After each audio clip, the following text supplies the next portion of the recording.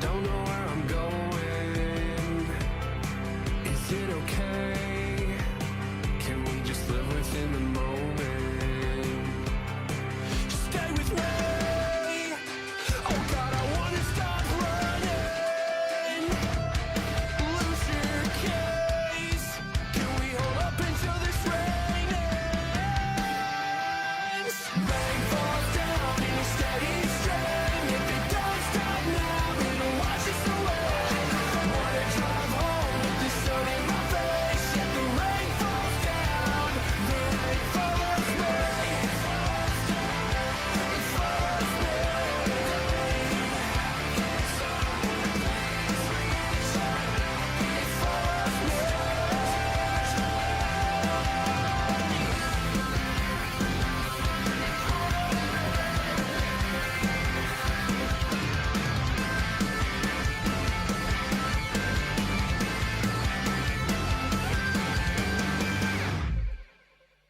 Hello, everybody. Welcome to another installment of Touchline Talk, Tuesdays and Fridays with your boy, LNobbins. The original plan for today's stream, because it's the international break, it was just going to be a nice, chilled out, Max and relaxing, all cool, still basking in the glory of the League Cup final situation, and we were just going to have a nice casual chit chat and drop a little fun tier list. And there was going to be, I think Fenway has been suggesting this for a while. This was going to be a pre-Guardiola but post-Takeover tier list. So someone's already made this post-Takeover tier list. They didn't quite have all the players, so I added them all in. We'll get into that later. But of course, what had to happen yesterday, I believe it was yesterday, was Rodri decided to answer some questions at a local Spanish radio station, and now it's caused chaos in the fan base. So I guess it's given us some content to discuss over the international break, so that's a good thing, isn't it?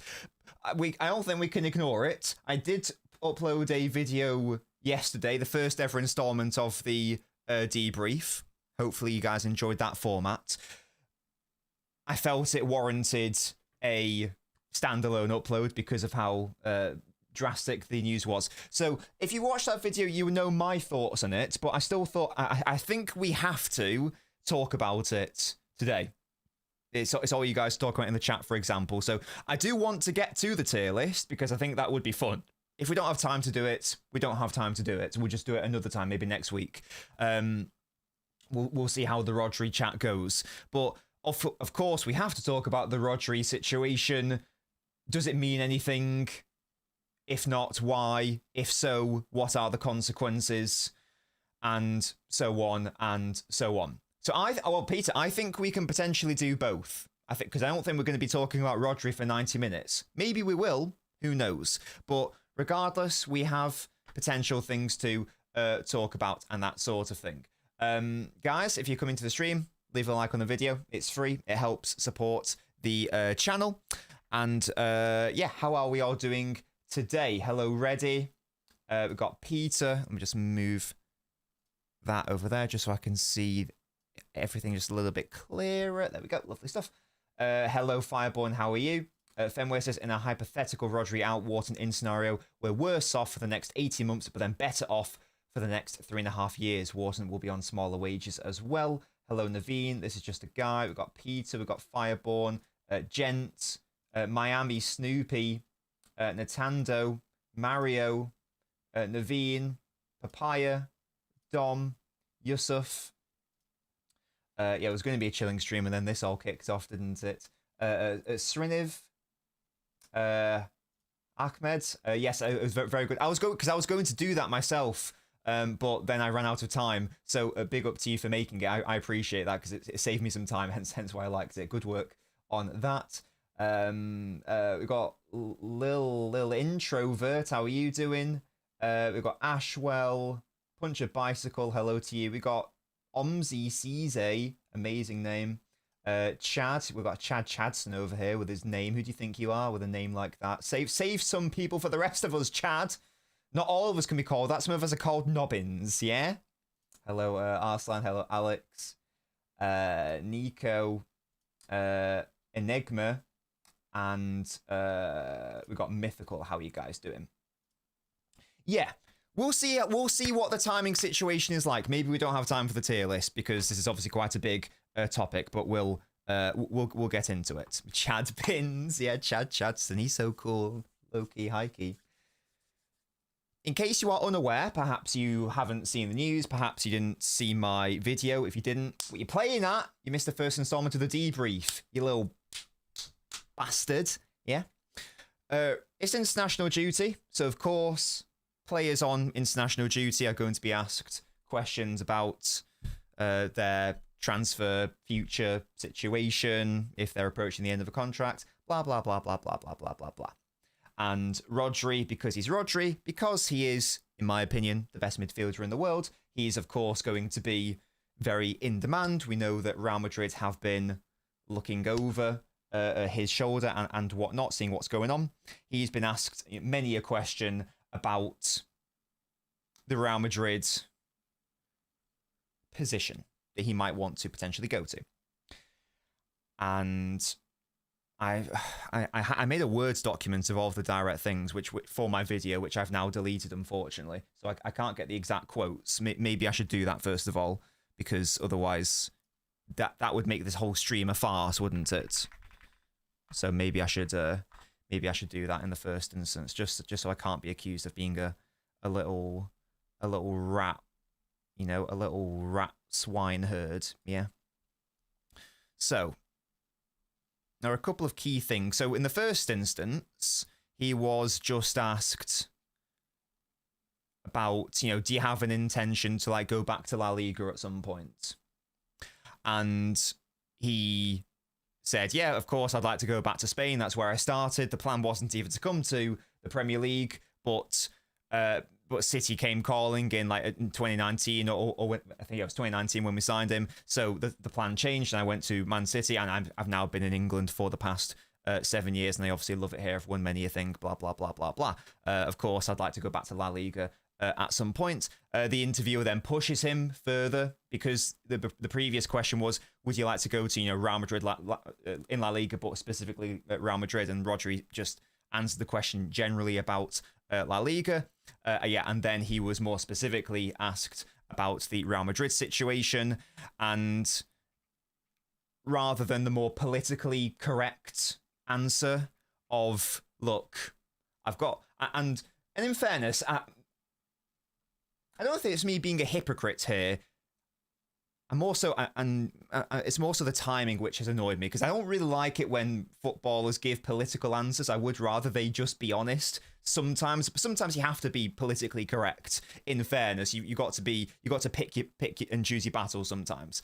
And the politically correct thing to do would have been to just say, look, we're still partway through the season. Maybe ask me in the summer.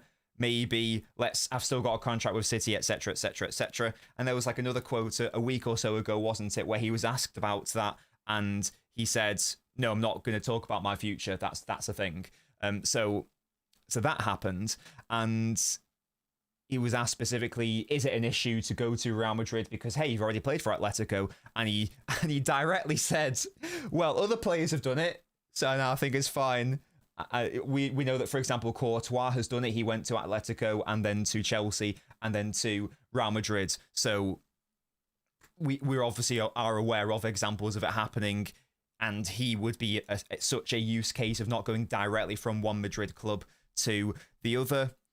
And there was some really interesting quotes. Well, probably the quote that maybe like upset me the most is the fact that he like properly, as LB would say, glazed them, you know, talking about how like the fan base is amazing and the stadium's very good and all that sort of thing.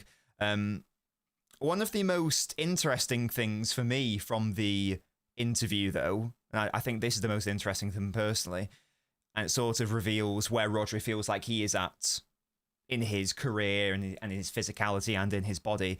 He said, "The Premier League is my weakness. It's a thrilling league, but at the same time very demanding, pushes you to the limit. I think he's talking about the physical demands there. Spain, of course, a way slower, less physically demanding, challenging league in that sense. I've been in the Premier League for 7 years. I'm noticing the passage of time. For the moment, I'm very happy there, but I am currently recovering from an injury. What worries me right now is my feeling, my level, how to get back to my previous level. It's not a contract issue that will come with the World Cup coming up. That's crucial for reaching my level. I have a year left on the contract. There will be a point where we'll have to sit down and talk and have a conversation. So it does seem that... For me, the Real Madrid comments aren't even the most interesting things about the quotes. It's more so where Rodri sees himself at this point in his career. And he's being very honest, obviously, perhaps to his own detriment, in fairness. But he's being very honest in saying, look, I've had a bad injury. I'm getting back to the player I once was. I think he specifically said since January, I've been back to a really high level. But he accepts his own frailties, perhaps. He accepts that he's only human at the end of the day and that he perhaps needs to look after himself a little bit more, and maybe going to La Liga would be something that would be in his long-term interest. And he's not wrong there. It would be better suited for him to move to La Liga rather than stay in the Premier League. So he's just being honest there. I don't necessarily have an issue with that. What are your guys' thoughts on the comments? First of all, as I said, I've given my in-depth thoughts in my debrief video. I'll go into more of my takes on that if you haven't seen it. But in the first case, let me know what you guys think about the situation generally. Are you outraged? Do you care? Do you think that he can say what he wants? He's a grown adult. That it's that sort of thing. We will have a chat about if he does leave, how can City best deal with it. But as for the actual comments, what do you guys think? Not forgotten. No. We just have lots of series on the channel right now. It's not a problem at all. Where did he say he was leaving? Or he didn't. That's not really the point, though, is it? He could have answered with more discretion. I think that's the thing, isn't it? Hello, Stephanie.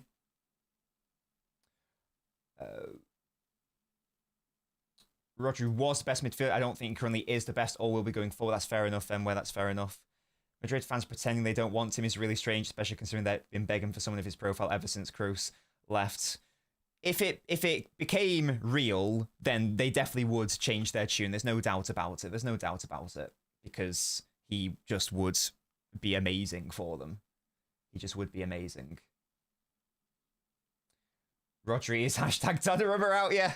Guys, I'm noticing the connection.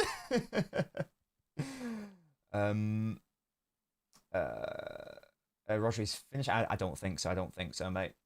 I have no issues with him wanting to leave, just wish he waited at least a season or two. However, City should already be working on post-Rodri throughout this season. Don't think he said it for nothing, says Alex. City isn't a complicated club in terms of wage deal negotiations. If he said that he wants to leave, I respect what he says Nintendo. I was fine with most of the interviews. Quotes about Madrid saddened me. It's embarrassing, says Neo. People should apologise to Savio. My boy just wants to pay rise. Disappointed to lose him, but he's done so much for us. I don't mind him being honest. Rattled with the quotes, says Josh. I don't care, says Monif. That's fair enough. I care, says All Black.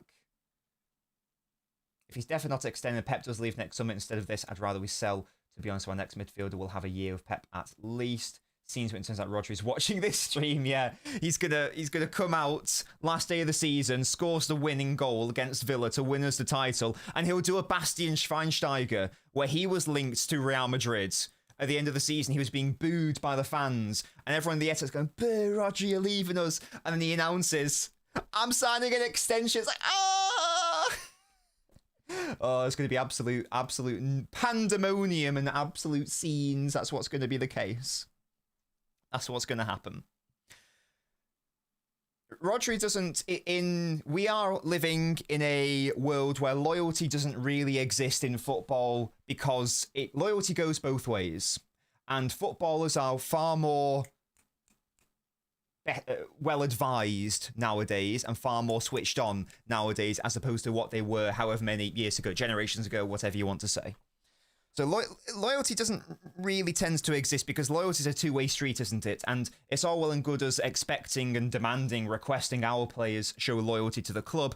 But in 2026 and in the modern era, we do know that clubs don't necessarily share that same level of loyalty to players. Like, we do know that if a player like underperforms or something like that, then the club will be looking to move them on at some point. So I'm not upset at the general idea of Rodri wanting to leave City at some point, because he's already been here since 2019. He scored the goal for us in the Champions League final. He has won us many a trophy. So I'm not upset at the idea of Rodri leaving. I'm not upset at that concept. No, that's not correct. I am upset about the concept, but it's not something that I would personally hold against him. I wouldn't be like, you rat, you traitor, how dare you not sign an extension. That's not something I would personally do. You guys can obviously feel however you want to feel. I'm not going to tell you how you should feel, but that's how I would personally feel. I'd be upset, I'd understand it, and that's the thing. Where I am annoyed though, and I think I am allowed to be annoyed here. Again, you guys can be annoyed at the concept as well. I'm not annoyed at the concept of him leaving. I'm more so annoyed at the timing of the whole thing. This was something that I explored in the standalone upload video as well, because we all know that Rodri is a winner. He's got a winning mentality. I would argue that he's got a very arrogant mentality as well, which isn't a bad thing if you're going to be an elite footballer. He's a very arrogant interview giver. He has made extremely arrogant comments. Again, not necessarily using that as an insult. He's made extremely arrogant comments about the mentality of Arsenal players. Something I agreed with, by the way. He said they came to the Etihad, they don't want this. They don't want this. I agree with that, but it's still an arrogant thing to say. He's made arrogant comments about what he believes is the correct style of football. He constantly has a go at other teams, other clubs, other national teams when all they want to do is sit and defend. In his mind, there is a correct way to play football. That's something I heavily disagree with him on. I think that a Burnley is well within their rights to play low block defensive football. They can do what they want. Rodri thinks differently. He thinks it's a bad football. Now, I do think it's inferior, but I don't think it's bad, because there's a reason why low block sides don't tend to win league titles, but there's a time and a place for it, and Burnley are decided to do it, for example. So with that in mind, there's no doubt for me that Rodri thinks that City can win the title this season because of that level of confidence and self-belief in his ideas, in his own abilities, in his squad's abilities, whatever it may be. I think that Rodri thinks City can win the title. It's irrelevant what LNobbins on the internet thinks. I think Rodri, one of the captains, does think that we can win the title. And that matters, of course. So what I don't really want is for one of my captains on international duty, if we are still in this title race and we are still going for the FA Cup as well, this is not a good time to be talking about this, because we as fans, it's positivity right now. Just beaten Arsenal, we've won a trophy, we won the League Cup final against Arsenal, who we are in a title race with. There's, from many, renewed interest in the concept of, could City win the title this season against the side who just beaten the League Cup final? If we beat them at the Etihad, there's only 3 points in it, who knows what can happen there? And this comes out. What sort of message does that send to your teammates? If I'm whoever, I don't know, who's a member of the captaincy group, Haaland, let's say, another winner, another player who's so confident and believes in himself, who probably believes we can win the title this season, I'm probably quite annoyed that my teammate, one of my fellow captains, has decided to come out and lacks lyrical, is that the term I'm after? About what he might be doing next season. We've still got a lot to play for this season. That's the way I would be interpreting it if I were a City player in that dressing room. I'd personally be a little bit frustrated at that. And I'd say, could you not have waited a couple months until the World Cup, until the season's over, to answer these questions? It's not like you had to answer these right now. You could have waited, and I think that would have been the politically correct thing to do. So it's the timing of it which is more annoying for me. I don't care that he's made the comments in a vacuum. It's more so that, look, we are still in a title race potentially. You are one of the captains. You are one of the leaders. Is this a topic? Because you know full well what's going to happen. Rightly or wrongly, people are going to talk about your comments. YouTubers are going to make streams about it and upload videos about it. Newspapers are going to write articles about it. Social media are going to make tweets about it, etc., etc. And everyone's going to have an opinion. Now we have an international break, which is the perfect black hole to be talking about something like this. So you know full well what is going to happen. It's not like he's not an idiot. He would have known that this would have been the reaction. So for me, there has to be more tact. There should have been more tact in what he did. And I don't think I'm reading too much into that. There's a time and a place to talk about these things, and a time to talk about being really in favour of the concept of what Real Madrid is a club and saying, oh, well, maybe I could go there because other players have done that, blah, blah, blah, blah, blah, is now the correct time to do that? Almost definitely not. There's plenty more opportunities in like the summer to talk about it. Now, maybe that's all just a negotiation tactic and ploy. Maybe he doesn't even believe what he's saying. Now, I don't think that's going to be the case because Rodri wears his heart on his sleeve and he doesn't say something for the sake of saying it. Even if that is the case, even if it is just a negotiation tactic, it's very selfish to do that. Not just because it's a tactic, but because it's still going to have an impact on your teammates. Even if you advise them all privately, oh, by the way, I don't really believe this. I'm just saying this to get a better deal or to force the club's hand in one way or another. It's still quite a selfish thing to do. So I'm a bit disappointed in the timing of what Rodri's done, given the context of our season. I'm not that upset about the comments themselves. I will be very upset if he ends up leaving because he's such a wonderful player. If he does end up leaving, then of course it'll be with a heavy heart, but it will be with no hard feelings, of course, and it will be, and he will still be a legend for us, of course. Now he won't be a legend of the same ilk of Aguero or Company or David Silva, because David Silva and Aguero especially were players who were heavily linked with Barcelona and Real Madrid, and I think Aguero, Chelsea at one point, and all these other clubs, and they basically rubbished those links pretty quickly. That's one of the reasons why they are so... That's why if we're doing a tier list of legends, there's no doubt that those three are in the absolute highest tier and probably stand above everyone else in the modern era. That's why they have statues, for example. So if Rodri leaves, as I said, I think Fenway's just said it there as well. I don't think it's a hot take at all. I think it's correct. I think this is in a roundabout way what I'm saying as well. Of course, he'll be a legend, but it's not going to be. De Bruyne's up there as well, and he should get a statue as well. But it's not going to be a De Bruyne or a Silva or a Company or an Aguero. It's not going to be in that tier of legendary status, or Colin Bell. It's not going to be in that tier of legendary status. And of course, if he's fine with that, he's fine with that, of course. But that's just a reality of the situation, of course. It doesn't diminish or demean anything it took away from us, but one of the things that we consider in legendary status isn't just what you did on the pitch, it's how long you were here for, how you represented yourself on the pitch, but also off the pitch. And again, David Silva could have gone to Barcelona or Real Madrid.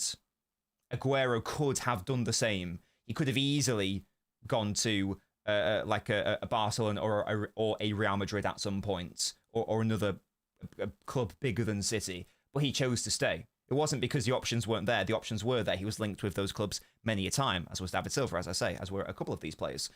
But they didn't go. It's like Paul Scholes at Man United. He was linked heavily with Inter Milan for for a few seasons or whatever, but he never went. He never budged. That's why he's in like the upper echelon of legendary status for Man United fans. Maybe now so a little bit less because of the weird comments he's been making, but you understand the point that I'm making. That's just like a little aside. I'm sure Rodri doesn't like care. He will still be a legend.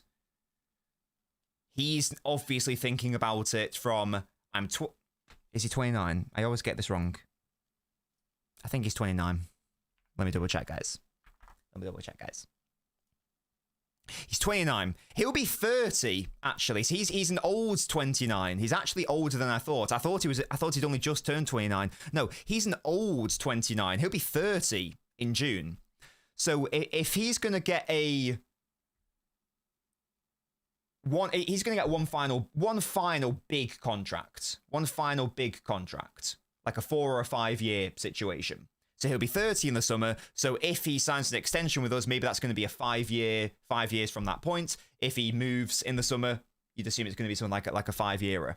In which case he'll be like 34, 35 by the time that runs out. You're not going to get another massive contract at the age of 35 as a defensive midfielder who's also had an ACL injury. It's not going to happen. So, and as we know, Pep has absolutely, I'm going to use another LBism here, spammed him out over the past 3 or so years. Certainly, well, not last year because he didn't play, but you know what I mean. Past couple of seasons when he has been available, he has been spammed out. So he's an old 29 in age, but he's also going to be probably an old 29 in body as well, one would assume, because of the injuries and because of the usage. So he's not going to get another big chance after this one. So he has to get this decision right. I don't have a problem with him taking his time over it. He's got to get it right for himself. He has to be a little bit selfish in that sense, and I don't mind that being a thing. But again, it's more the timing for me. It is, as they say, what it is. Get the likes up, guys, as Thunder Road says. It's absolutely disgraceful. What we can perhaps do now, if you would like, is we can move on to a conversation about if Rodgers does leave, what should City do as a response? Would we like that to be the next topic of interest, or are there any other things we want to explore from the interview before we move on to that? Let me know as I just catch up on the chat. We're in a time to fight a busy flirting with the girl at the rifle school. Tell Martin to ask Pep about Rodri. Brilliance is not really.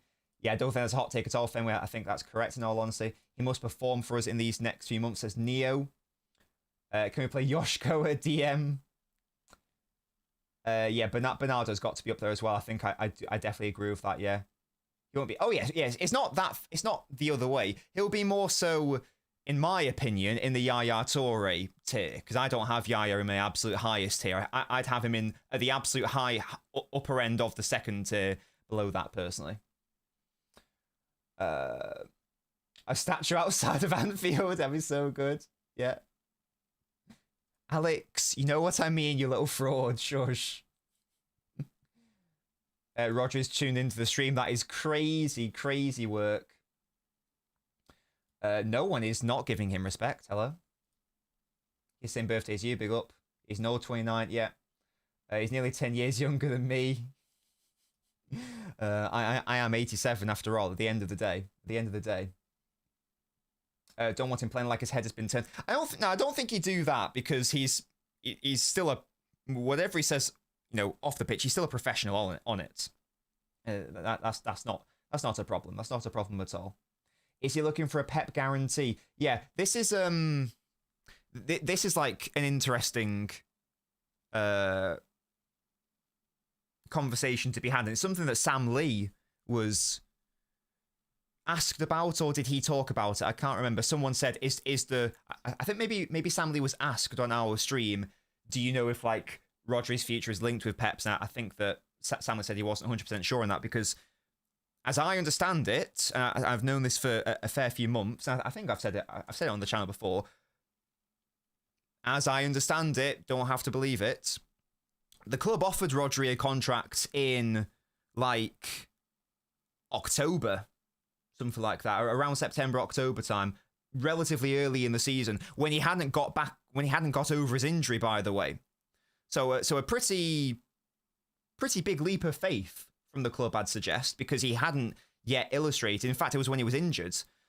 He came back from, he started the season, came back from injury, but then he got injured again. It was in that period where he got injured again.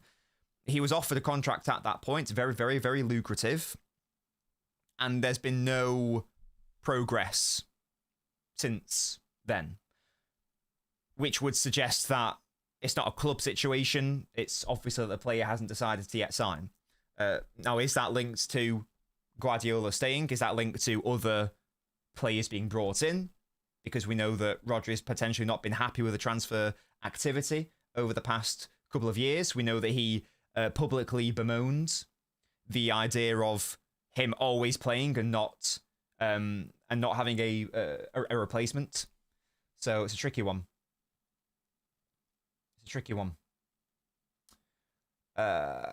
Your polo shirt brings out the green in your eyes. I don't have green eyes. I have grey eyes. Hello? Hello? Blaze, yes, I think so. Yeah, I think that's right. If that's what I'm talking about. I'm not disrespecting him. I just don't have Yaya in my... I don't have my Yaya in my Aguero, David Silva company tier. That's all. Big up to Nunes. Losing Bernardo and Rodri in the same summer is tragic. We've lost a veteran every single year since 2016, I'm pretty sure. Like we had... It was Hart in 2016. It was... No, sorry. It was Hart in 2017. 16-17 season, we lost Joe Hart. 17-18 season, we lost Yaya. 18-19 season, we lost Company. Oh, yeah, Zabaleta as well, sorry, before that. 19-20 season, we lost David Silva after that. 20-21 season, we lost Aguero. 21-22 season, we lost Fernandinho. 22-23 season, we lost... And before that was Sterling as well. Wait. Yeah. 21-22. 22, did we lose in 22-23? Lost Mahrez. Someone else, I feel like. My brain's failing me. 23-24, we lost... at the end of that, who did we lose? Well, it's Gundogan 22-23, actually. 23-24, I can't remember. 24-25, we lost Kevin De Bruyne. So I feel that there's been like someone, there's been at least someone like every single year since like 2016, I want to say, that we're losing. Now it's going to be another one where we lose Bernardo and Rodri in the same summer. It's like a decade of solid, just like losing your biggest legends. And I guess it makes sense because if you have great players, they are here for a long time. It's gonna be a thing. Yeah, Edison as well. Yeah. So, yeah, Walker. Oh yeah, Walker. Yeah. I think he was the one I was thinking. Yeah. So crazy work. Tony will be discussing the Rodgers situation. I don't like polo shirt. What the hell? What's wrong with this shirt? Hello? Thank you so much, Abanab, for the gifted sub. Very kind of you. Big W's in the chat for Abanab. And Booski Boo, if you are here, please say thank you to Abanab because he's giving you a gifted membership. That means what you can do right now for free, courtesy of Abanab, you can go enjoy hours and hours of exclusive LNobbins content. More will be uploaded this weekend. I'm behind. I'll sort it out this weekend, though, I promise. So courtesy, so that's on the house from Abanab, yeah? You can go and go enjoy some exclusive Nobbins videos. I'm going to upload one this weekend. Anderson, Scout, Report, Data Analysis, Video, Reaction, Words of Articulate. That's what we're going to do. Yeah, KDB's also at the top, Abanab, 100%, 100%. And well, you know what I mean, mate. You know what I mean. Yeah, thank you so much, Abanab, for that. Really kind of you. Roger and Bernardo in midfield would be really tough in terms of playing in a Pep system, says Fenway. I should try a Mandarin. Wait, what? Mandarin colored. Is that like orange? I don't know. Cool. Cool. Yeah, leave a like, guys. Leave a like. So that's the situation with Rodri. That's the situation with his comments. Almost a slight bit of inevitability about it because he is Spanish and he's amazing and Real Madrid could really do with him. Of course, he's from Madrid as well.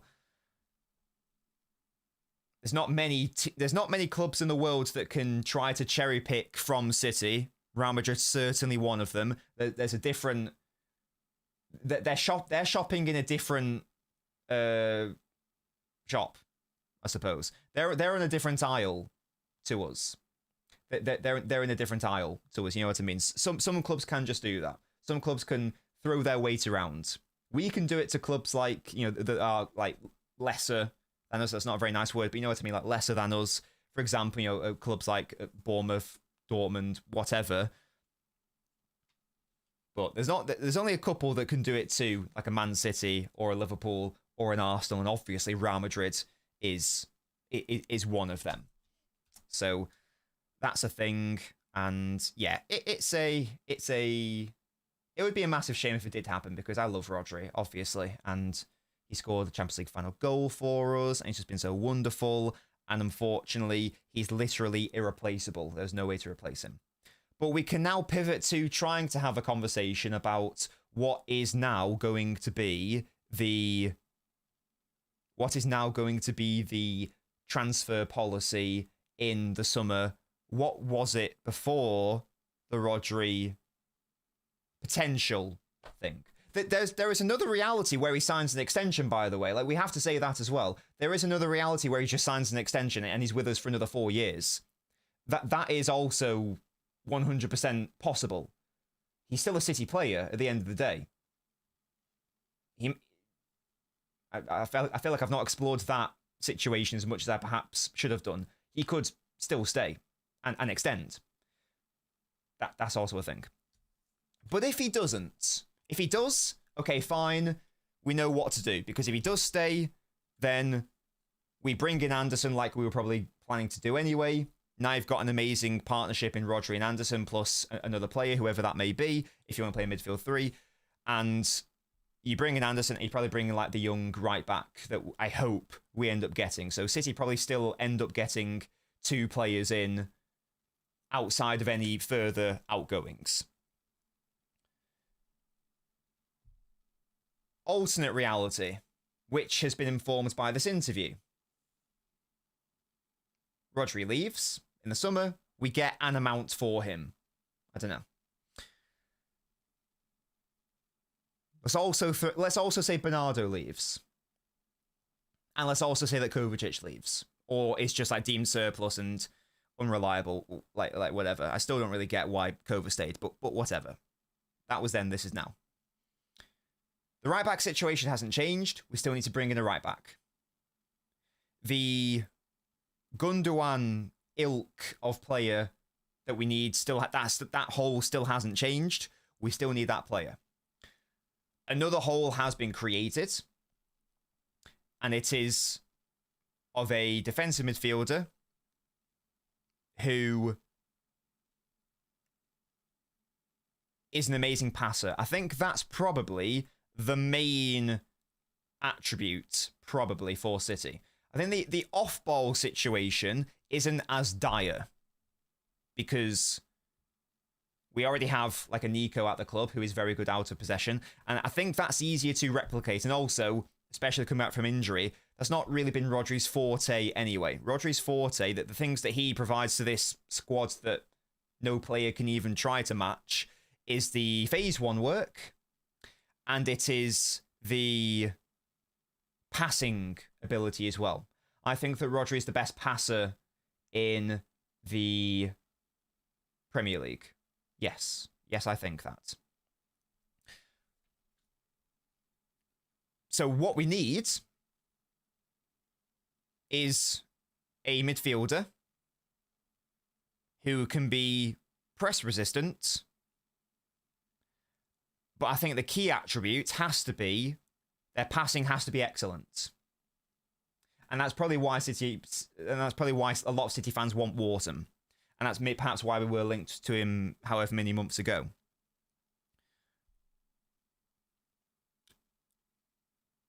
Because even in the summer, we were in a situation where, of course, we lost Kevin De Bruyne, who was the best passer in the world. So we brought in Shirky, and I think that's been quite a nice signing so far. Obviously, you guys know I'm a big fan of Shirky.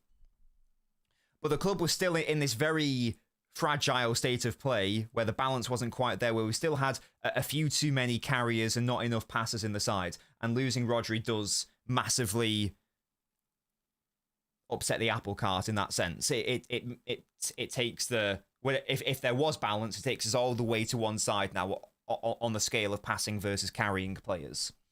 So that is something that has to be done. Anderson I like Anderson a lot. He's a very good player.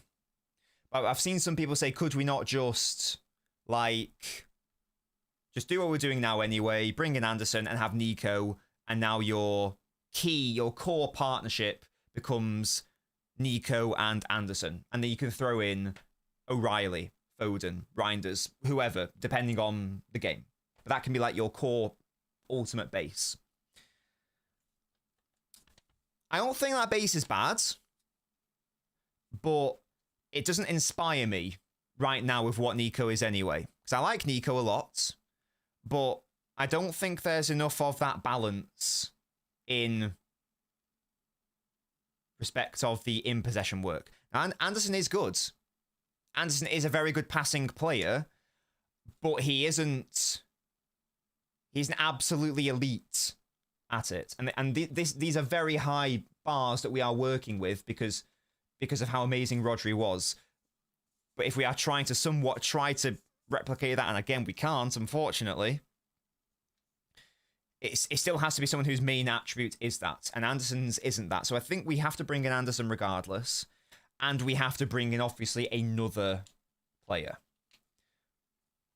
Everyone's saying Wharton, and I think that makes a lot of sense. We were already linked with Wharton. He is homegrown. If Rodri leaves, in fairness, that does help the homegrown situation a little bit. He's Premier League proven, but he does have that passing range. He does have that passing range. The problem is that both Wharton and Anderson are wanted by basically every single big Premier League club. United want both of them, or at least one of them. I think Liverpool have been heavily linked with Wharton. I know that Arsenal have been heavily linked with Anderson as well. These are all links. I don't know how valid that is. Of course, we have been linked. Everyone's being linked with them both. Are we going to get both of them? Almost definitely not, I would suggest. They're going to be very expensive as well. They're going to be overpriced because they are from the Premier League and because they are homegrown. Anderson is probably going to set you back about 80 million. I think Wharton might cost even more. Massively overpriced. These are young players, and the idea would be that they could develop into their price tags. You would have to overpay to get them in. Now, unfortunately, I hadn't really planned for Rodri leaving this summer.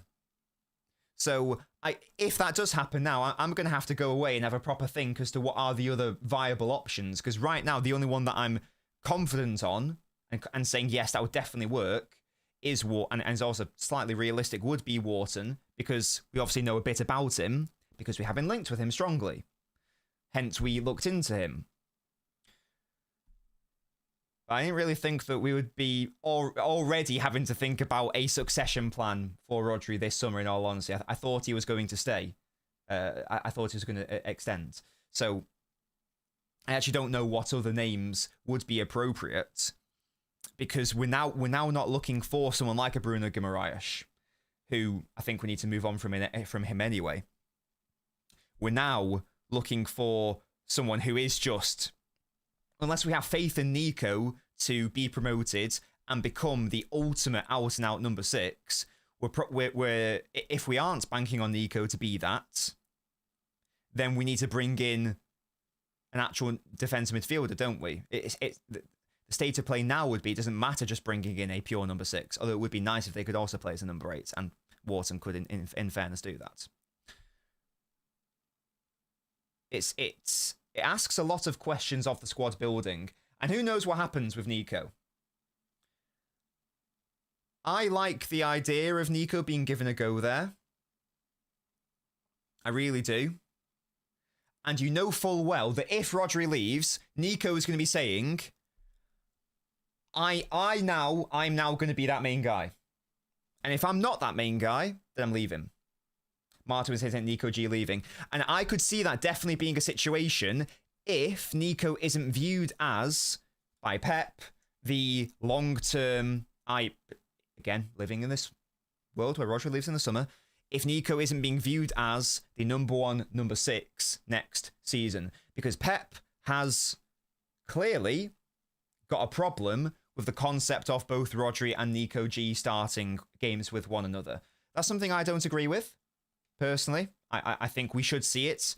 I would like to have seen it more. We've seen it for maybe, collectively 40 minutes? Maybe. We've never seen them start together, which has been insane to me that we've not even trialed it. We've trialed so many things this season, but we haven't seen this once, which is very interesting. So he doesn't seem to think that it's play both. He seems to think that's one or the other. So one assumes that paradigm wouldn't change if we brought in a direct like-for-like Rodri replacement. He would still view it as one or the other. Unless Pep has future plans for Nico that we aren't aware of. In which case, my God, we'd have to sign like a whole new midfield this summer if Nico also left as well. Hopefully that doesn't happen. Hopefully he can stay and like try to fight for a place there, because I do like Nico a lot. I hope we're able to make him stay. It's a tricky one. It's a tricky one because we're going to have to bring in 2 midfielders in the summer if that happens. An Anderson type and a Wharton type. I'm going to say type rather than the exact players. That sort of profile of player. Someone who's going to be able to directly replace some of what Rodri can offer, certainly in respect to the passing, but also a player who can finally, ultimately replace Gundogan. And even if it's just a modicum of what he could do. We still need those 2 players minimum if that happens. Absolute minimum. I actually think that City could get rid of 3 and only bring in 2. Because people are saying, well, if Kova, Bernardo, Rodri leaves, do you not need 3 players? Respectfully, I don't even count Kovacic as a player that needs to be replaced at this point because he's not played.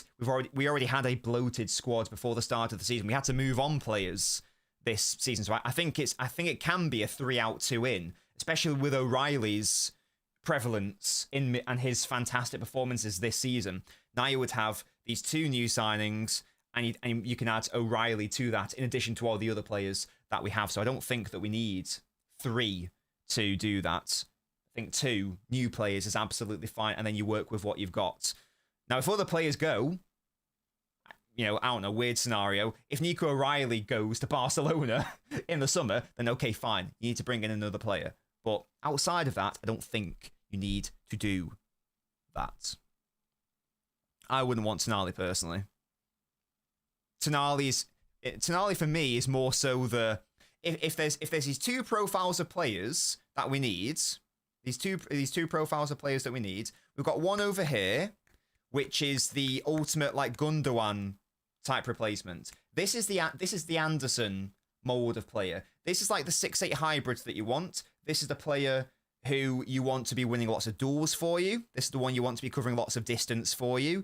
This is the one that you still want to be offering stuff going forwards, but generally speaking, you're primarily signing them for the out-of-possession work in addition to all the nice stuff they offer going forwards. This is the Anderson mold of player on this side.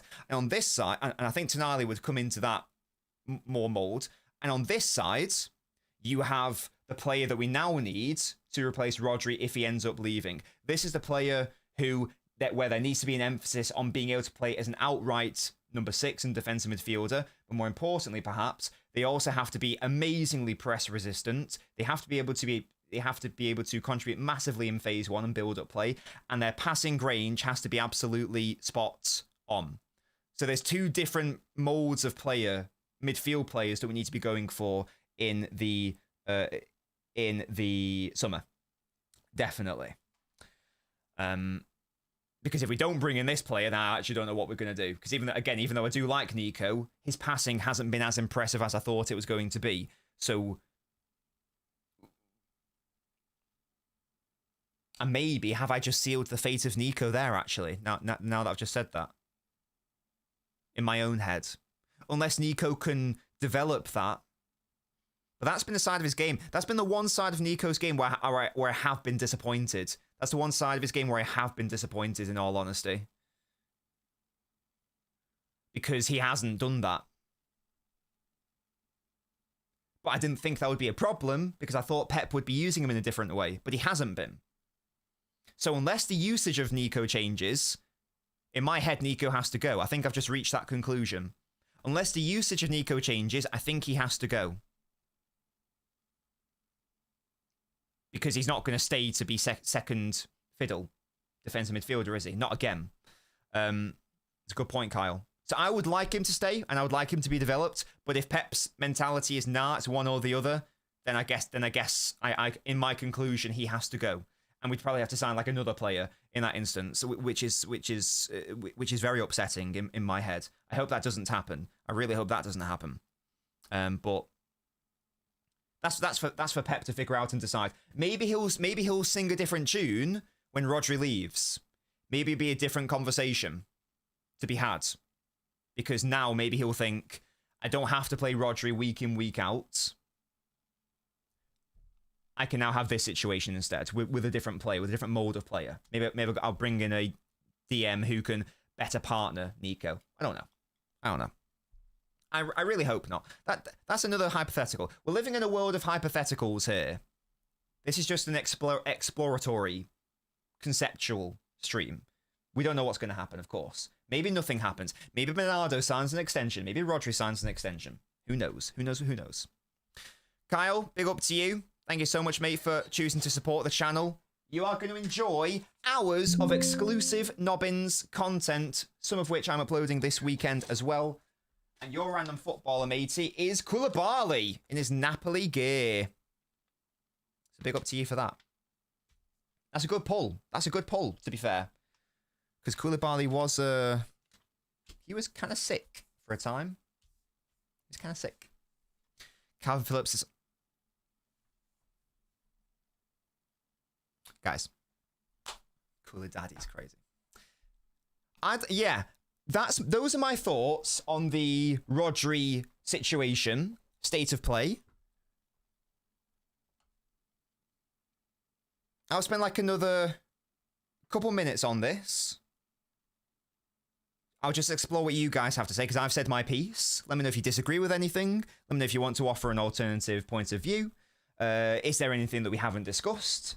Let me know before we move on to the more chilled out fun bit of the stream, which is going to be the 2008 through to 2016 signing tier list, which is also going to be very fun. So stick around. Make sure to stick around for that. That's going to be lots of fun, I hope. I do like Tonali, by the way. I do like him. I think he's a good player. Caicedo going to be the English transfer record, and the club won't do that. And I don't want... I like Caicedo, but I wouldn't want him anyway. I think Nico's making progress. Sorry, I've already touched on that. Yes, absolutely.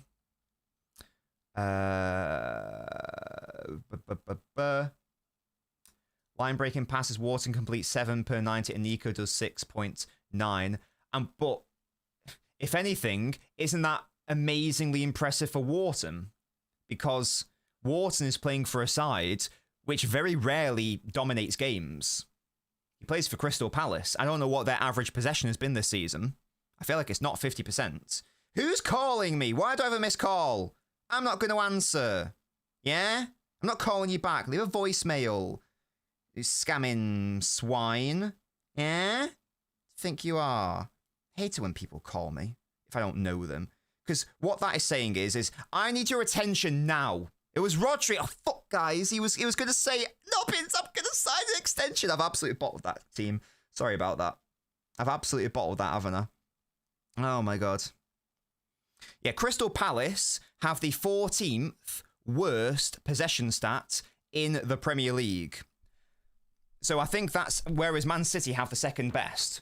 So I think in isolation, you could say, well, this shows that Nico's line-breaking passes is as good as Wharton. I would actually say that it goes to show how impressive Wharton's is, because Nico is worse than him in a side which dominates the ball, whereas Palace are one of the lowest possession sides in the league, and he's still able to put up these numbers.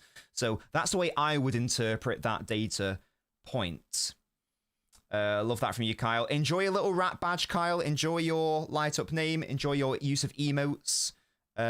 Big up to you. Big up to your mother as well, Kyle. Big up to all your family. Big up to everyone's mothers. Yeah? Whether they are, biological or just representative, you know? You know. Shin kicker, shut up, Mario. No, I don't know, but yeah. Let me be clear. I like Nico. I think he's a good passer. But good isn't going to be good enough. If the idea is for it to replace Rodri. Now, I think he could become that, but it's just, will Pep have the patience to do that? We'll see. Because I repeat, I like Nico a lot. Go watch my analysis video. I'm a big fan of Nico. I'm a big fan of his. It's Viana ringing you to let you know what the plans are. You should have called me later, darn it. Russia's lawyer. Oh, gosh. Hello, Spartacus.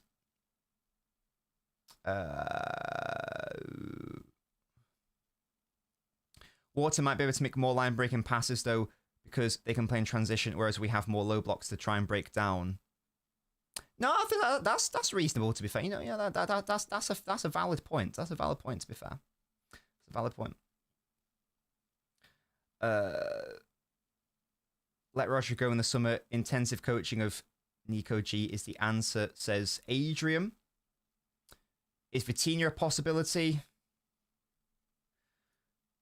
I'm going to say nah. I think Vitinha's good. So I think he might be a bit...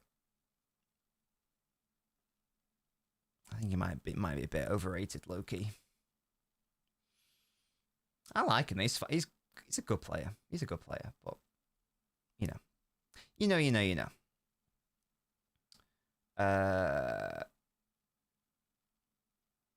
How long do you think Pep will stay? Hopefully, signs an extension.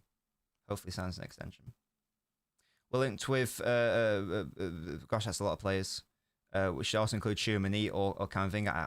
I don't think Madrid will get rid of them.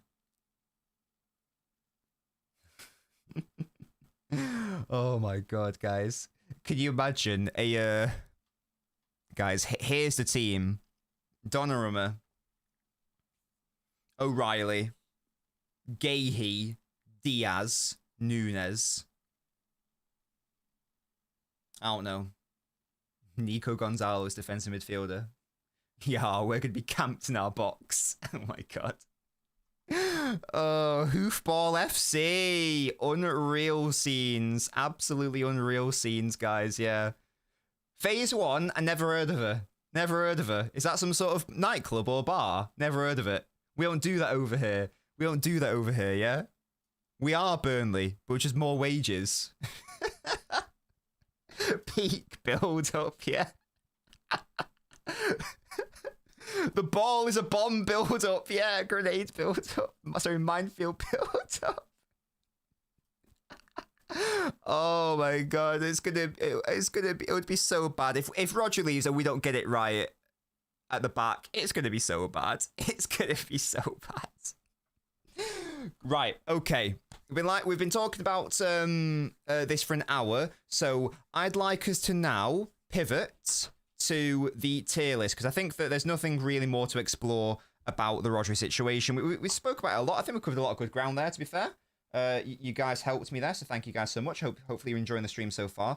Let's now move on to, though, hopefully what's going to be a fun bit of the stream.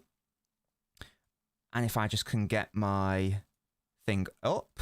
You can still keep your Rodri comments coming as we go, though, of course. But generally speaking, I want us to pivot to a different topic. And today's topic, which was going to be the main point of today's video was going to be a tier list, specifically a tier list of Manchester City players that have been signed post Takeover.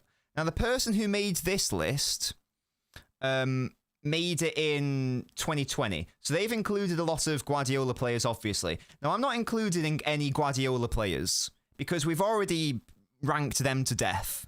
Yeah? We know what we think about all these players. There's nothing new to gather here. There's no value in talking about these players. There's Rodri. I can't get away from him. So I've just put them into their own tier, and we're not going to be contemplating any of these players. These are the bold buys, okay? These are the players that Guardiola purchased. These are the tiers that matter. So we're going to be looking at. There's a lot of players to get through. I don't know how long this is going to take.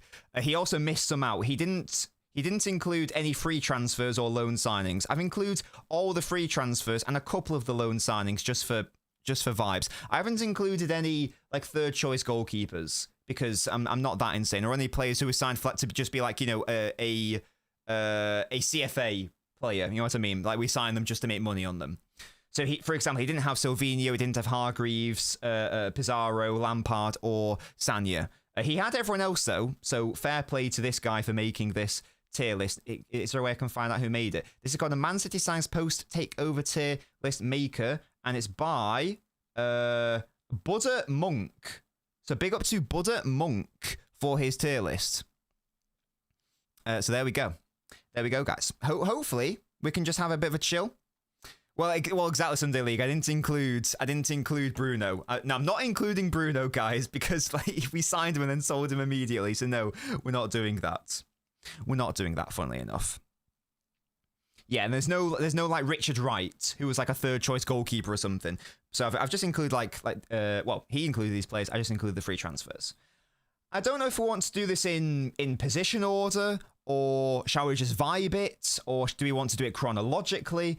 I don't know what the vibe is that we want to do today. I was just gonna like pick random players, in all honesty, and just like talk about them one at a time. But let me know if there is a certain style or format that you would prefer we go through. So shall we just do it as like a free-for-all? Should we do it chronologically, by position, by row, whatever? But I was just gonna do it. Yeah, pick one and go. Okay, that was the first comment I saw. That's what I'm gonna do. That's what I'm going to do. I'm going to start with a really, really, really weird one. Where is he? Where is he? Mycon. There he is. Mycon. Oh, wait, I didn't go through the tiers. Sorry, I didn't go through the tiers. At the bottom, we have relegation fodder. Yeah? This is a player where we've signed you literally just to die, essentially. This was a bad signing. This was bad on so many levels. This was a bad financial deal. You were also bad on the pitch. It was a horror show of a signing. The tier above that, we have 2008. That's when City were taken over, in case you didn't know. More like 1998, you know, when we were in the third division. So that's a player where it's like, they're not actually that good, are they? Like, come on, they were pretty bad. They were pretty bad. They weren't properly terrible, but they was, you know, maybe they had like one or two good moments, but they were still pretty bad. Like, why are you even here? Why are you even here? In the mid range, we have Brighton and Hove. The definition of mid. They are 10th in the Premier League table. Mid FC, the battle of mid. Yeah, 1942, whenever the hell that was. Above that, we're now into the good tiers. Bold Pride. These are the signings that Guardiola would be proud had he made them himself, yeah? So these are the players where if he inherited them, he'd have gone, oh, amazing. Yeah, I'm really happy with these players. And then we have the end of a leg. This is the upper echelon. You are a legend. A leg end, the end of a leg. What I'm going to do, just out of fairness, is I'm only going to be considering, for players that cross over from the Pellegrini era to the, and I guess the Mancini era, through to the Guardiola era, and Mark Hughes, if any of those are relevant, I'm not going to be considering their Guardiola career. So, I actually got the year right, that's so funny. I'm not going to be considering their Guardiola era time, okay? Only going to be considering the period before Guardiola. That is the purpose of today's tier list. So let's start with Maicon, shall we? Maicon was signed in the...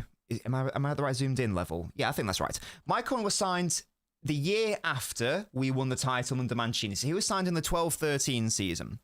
I'm also, because I can't, guys, I don't have the best memory, so I can't remember all of these transfer fees for some of these older players. So I am going to get transfer marked up just so I can see the exact prices.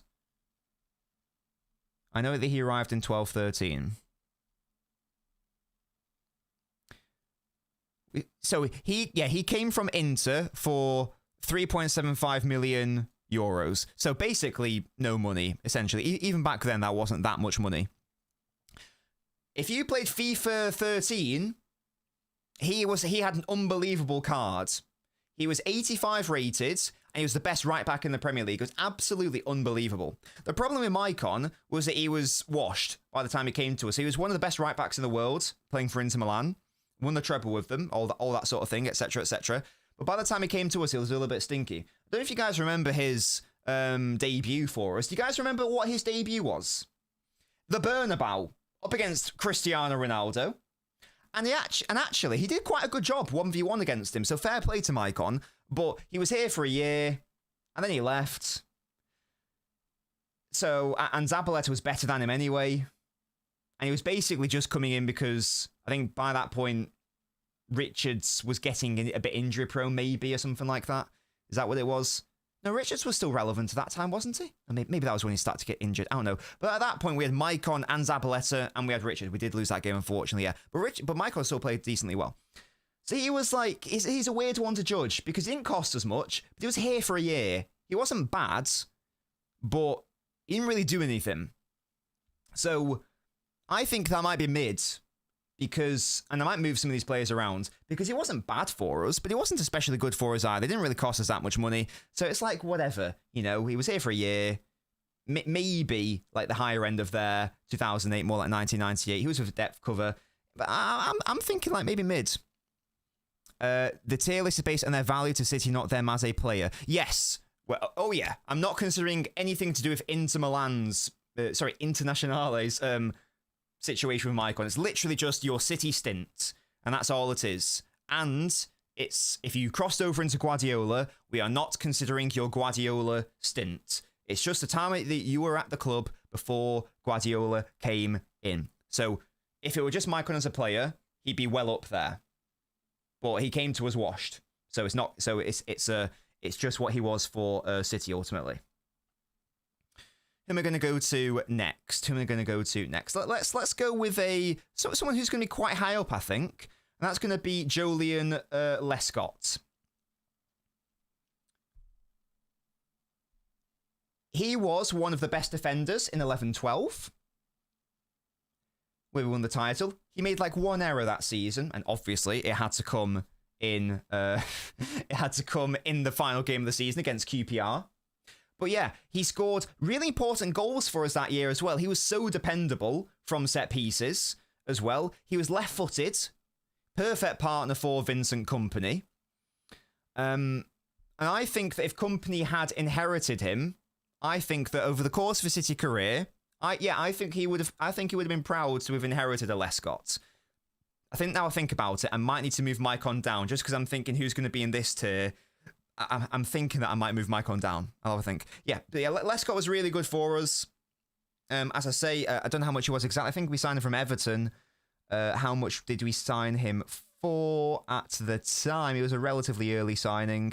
Signed him for around 25 million euros, so not cheap by any means, but part of that first era of Mancini players who won the FA Cup and the Premier League.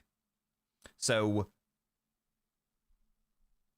Lescott definitely deserves to be in that one. Definitely does. I'm gonna chuck in a couple of players who like barely played or didn't play enough to really be anything higher than the 2008 was a relegation fodder. So for example, Owen Hargreaves, unfortunately. I think we signed him on a free actually, because I think that we got him from United technically, but he was on a free because his knees were cooked by that point. His knees were absolutely cooked. So yeah, he scored 1 goal in the FA Cup, I think. And he barely ever played in the Premier League. And I think he was here for like 1 season, maybe 2, and he was done as a player. It's a shame because Owen Hargreaves, like, 4 years before he signed for us, was an amazing midfielder who started in the Champions League final for United and was amazing. But for us, it was just a really random signing in the 11-12 season. Another random signing in that 11-12 season is Pizarro. I don't really get why we signed him. I'm guessing it was just depth. We signed him in January of 2012. I remember that very well because I was like, oh, I don't really know anything about Pizarro. We signed him from Roma and barely played in the league. I think he scored against Porto or Sporting in the Europa League. And outside of that, I can't remember Pizarro doing anything. So yeah, he was just here for half a season and didn't really do anything. So exactly, yeah. Unfortunately, Hargreaves' knees were made of glass. So that was the thing. So yeah, Pizarro, another one. Anyone else that we should just like quickly pop in relegation fodder here? I'm probably going to put Silvinho in here as well, unless you guys can tempt me otherwise. I mean, he was good before he came to us. He played for Arsenal. He played for Barcelona. But I think he was here for maybe a 10 out of 10. Shut up. I think that he played like maybe single-digit games for us in the league, something like that. He barely played, I'm sure. Unless I'm misremembering, I don't think he ever played. So, big up to the Brazilian. Spartacus is obviously happy with him. But at least Maicon, another Brazilian, at least he was, relatively useful for a season, whereas I can't really remember Silvinho doing anything. Again, you guys let me know if I'm misremembering with any of these players. It was a minute ago, but I can't remember him doing anything. You see, Joe isn't in here, Bicycle, and that's the thing you'll notice. Joe was technically not a... Well, no, he was a takeover sign, but I think he was signed the season before we got taken over. I think he was signed under the previous ownership. So there's also no Vincent Kompany here. There's no Zabaleta here because they were signed like a week before we got officially taken over. So they just miss out. So there's no Kompany here because he got signed like a week before the takeover. Same with Zabaleta. Now maybe the takeover process had still happened by that point, but I've done the official cutoff as the 1st of September or whenever 1st of September 2008, whenever we officially did. So Robinho was the first proper takeover signing. I'm pretty sure on that. I've been exposed with my Brazilian agenda. No. Oh dear. I mean, we could talk about Robinho. I'm gonna, that's a sticky one, isn't it? Patrick Vieira. I think I'm probably gonna pop him in relegation fodder as well. This is the only stream you'll ever see Patrick Vieira at the bottom of a tier list. We signed him on a free for like a couple seasons, maybe 1.5. Maybe. And he was here for vibes. Yeah. Because before, like from, I'm going to say, like from like what, the year 2000 through to 2005, there or thereabouts, we had like a fetish of signing has-beens. Players like Andy Cole or Schmeichel or Robbie Fowler. That ilk of player where they are so done and they are so... David Seaman. And they are so past it. This does... another one. George Weah. Yeah? So many of those... David James. Yes, so many of those players. This signing feels like a 2005 signing, but done in 2010 whenever we brought him in. So... I don't know what the logic was there. I think that he was just using us to try to... Was he trying to get back into the French national team, maybe? I don't know. But yeah, there's so many examples of that, like where we signed a player clearly past it just for the vibes. And Vieira is one of those. So I think he is a relegation fodder player, in all honesty. as much of a muchness with where you want to rank these left to right. I think I'll rank Vieira at the top because I think he was at least here for 2 seasons, maybe. Hargreaves has got to be at the bottom because he scored a goal, but didn't really do anything. I'll have Silvinho second just for Spartacus, but yeah, any other fodder that we can just like be done with right now. Any other fodder? Oh my god, here we go. Yeah, Patrick Roberts. I'll tell you what, you can actually go at the bottom. Patrick Roberts, yeah. Now, it's not. Oh, another good shout. Yeah. It wasn't his fault what happened to him. If memory serves, he was a Fulham player who was like a baby, and I think he was like 18 or something. He played barely any games for Fulham, but we signed him as like a potential signing. We immediately sent him on loan to Celtic. He scored a goal against us. That's why he's at the bottom, because he's actually done more damage to City than he has done positive work for City. Because we didn't. I was there at that Champions League game against Celtic. He was able to play against us, and he scored a goal against us, and we drew, and we ended up drawing that game. I think 1-1 or 2-2 or something. I can't remember the exact scoreline. And then from there, he just had a stinky career. Like, he went back to Celtic, didn't really do anything, and then we went to Girona, and he just didn't have a career. So unfortunately for him, I don't know if City destroyed his career because he barely did anything for Fulham anyway. He had 1 good season or 1.5 good seasons with Celtic, and that was it. But for a City context, he offered us nothing. He actually scored against us, so he has to be at the bottom based on that because he actually cost us 2 points in the Champions League. So there we go. Right, I've been quite mean there. Let's see if we can move on to any like mid players or any legendary players.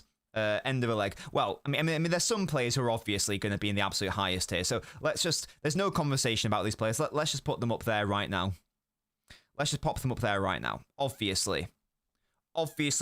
No. Hang on. No. Hang on. These two, obviously, were legends before Guardiola was even linked to City. These players were legends of City before Pep was like Bayern Munich manager, whatever. So I don't know exactly what year he became Bayern Munich manager. I think it was 2013, maybe something like that. I don't know. Obviously, these two are on the absolute highest tier. There's no doubt about it. They were already legends. They could have left the club in 2016, and they still would have been legends. So big up to Aguero and David Silva. Kevin De Bruyne, I was going to put him up there, but then I remembered my own rule. Kevin De Bruyne can't be in the highest tier because he was only at the club for a season before Guardiola came. That was a very good season. Can you make sure to say who each of the players? Yeah. This is Kevin De Bruyne. He was only here for a season. Now, it was a fantastic season. In which he got injured at a pretty crucial point, which is very, very annoying. But he can't be in here because he was not here for that long. So I think he's probably got to go in bold pride based on that. He can't go in mid. Even it was just 1 season, okay. But it was a very good season. It was still a very good season. So he's going to go in that. This is the only tier list you'll see from me where Kevin De Bruyne is not the absolute highest one. He was only here for a year. He was wonderful in that season. We played him at right wing that year. We played him at left wing. We played him in attacking midfield. We played him all over the place in that front three. Under Pellegrini, I think it's such a shame because Pellegrini's City had the potential to be amazing. He could have played like a 4-2-3-1. He could have had Yaya and Fernandinho in the pivot, and he could have had like this front three,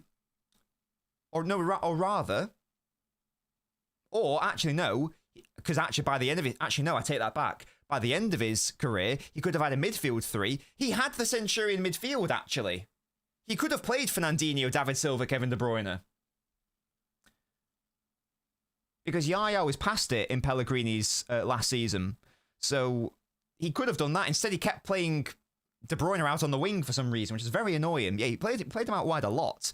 And he had a hard-on for Jesus Navas as well. Of course, yeah, we're here for this, Sebastian, absolutely. So Kevin goes in bold pride based on that. I'm not going to put him over Lescott, though, because Lescott has got the longevity behind him, and he's also got the trophies behind him as well. Kevin De Bruyne hasn't won a trophy for City at this point, so he's not going to get there. He's not going to get there. Fernando, my beloved. Let's have a chat about Fernando then, shall we? Where is he? Because I think he is the definition. This is Fernando. He is the definition of Brighton. He was not as good as Nigel de Jong, but he wasn't as bad as Javi Garcia. That's how I sum up what Fernando was for City. He was fine. He was fine. And that's literally all there is I can really think about with him. He was slow. He was laborious. He could do one decent trick well, which is just be a stereotypical solid defensive midfielder. But that was it. He was just like a backup midfielder at the end of the day. I don't think we won anything with Fernando in the squad, unfortunately. I don't think he was here in 13-14.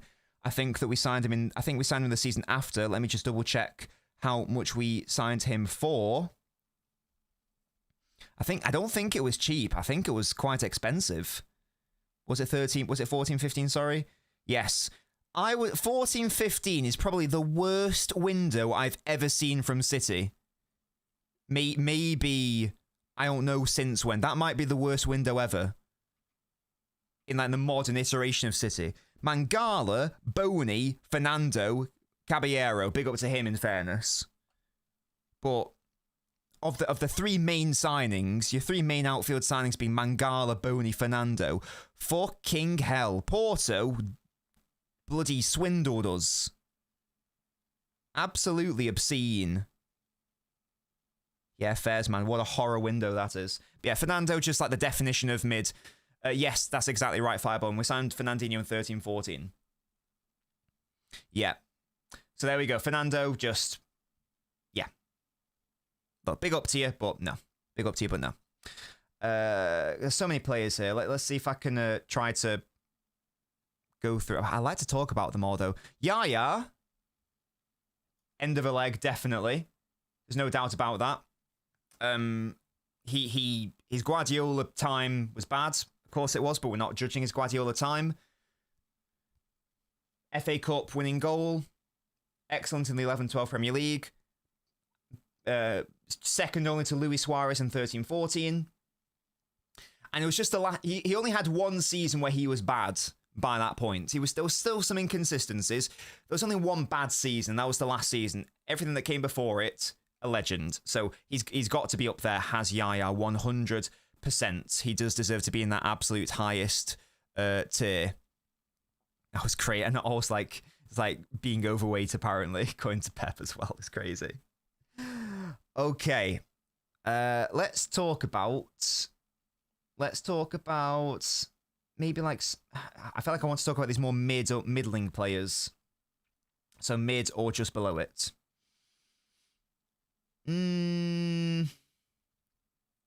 It's a shame because I like quite a lot of these players. I'm going to go... Let's go Demichelis.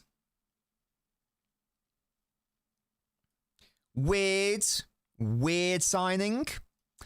There was Pellegrini fell out of favour. Sorry, Lescott fell out of favour with Pellegrini at one point. And Demichelis took over. And from there, the main partnership was Demichelis and company. Demichelis, left-footed player, which was nice. Ancient, had about 2 pace, which was mad. Got spun by Barini, if memory serves, for the League Cup final against Sunderland. Got red carded against Barcelona as well.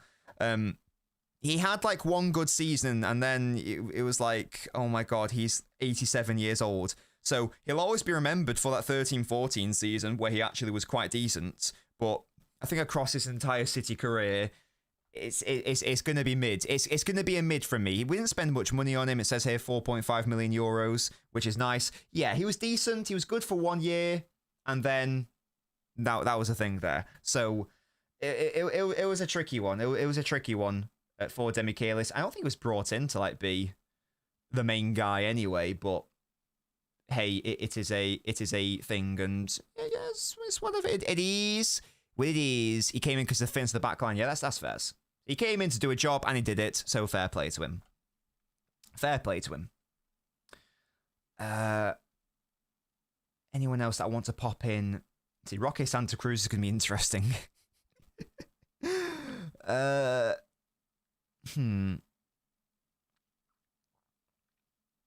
Jerome Boateng. So upsetting about the player he would become after leaving us. It never really worked for him at City. How much did we sign him for? How much did we sign him for? Where is Boateng? Where is he? I can't find him. Am I looking in the wrong season?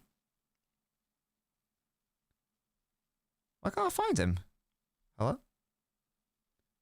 There he is. Hamburg. Big up to Hamburg, because we've got company from. And I think De Jong as well, maybe. It's 12.5 million euros. Not cheap for a young centre back. It's the same season we got Dzeko and Yaya and Balotelli. What a window that was! Goodness me. Yeah, if we could have held on to him for a little bit longer, then who knows what would have happened. But ultimately, we weren't able to. I think he wanted to go back to Germany, didn't he? And he was never able to realise what he would be at City because we never saw the best of him. So it's a tricky one to judge. I don't think he deserves to go into relegation fodder. I might put him more so to the bottom end of this one. What are you guys saying on Boateng? He looked more than solid at Bayern. He was at one point, he was one of the best centre-backs in the world. Boateng was upset with Mancini for not playing him as centre-back. Boateng ending up as a wanker makes it acceptable for us to let him go. Boateng probably doesn't become Boateng if he stayed at City. You're not wrong, Fenway, in fairness. You never know, though. You never know. But so I'm going to pop him at the bottom there. For now. Who else? Maybe like another defender. Wayne Bridge. Of course, I think that the whole John Terry controversial situation happened when Wayne Bridge was a City player. I think that's when it all came out that Terry was cheating on his missus or something. I don't know the full ins and outs. It's something like that. I don't know what it was. That might be libelous. I can't remember what it was. There was some beef with him and Terry. I don't know what it was. I can't remember what it was. How much did we sign him for?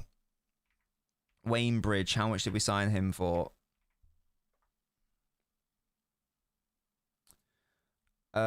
We signed him for 9 million? No, 13 million. I was reading the wrong one. 13 million euros. So not cheap, but not that expensive either. I think he was basically, because he was an England international. Was he playing for England when he was playing for us? No.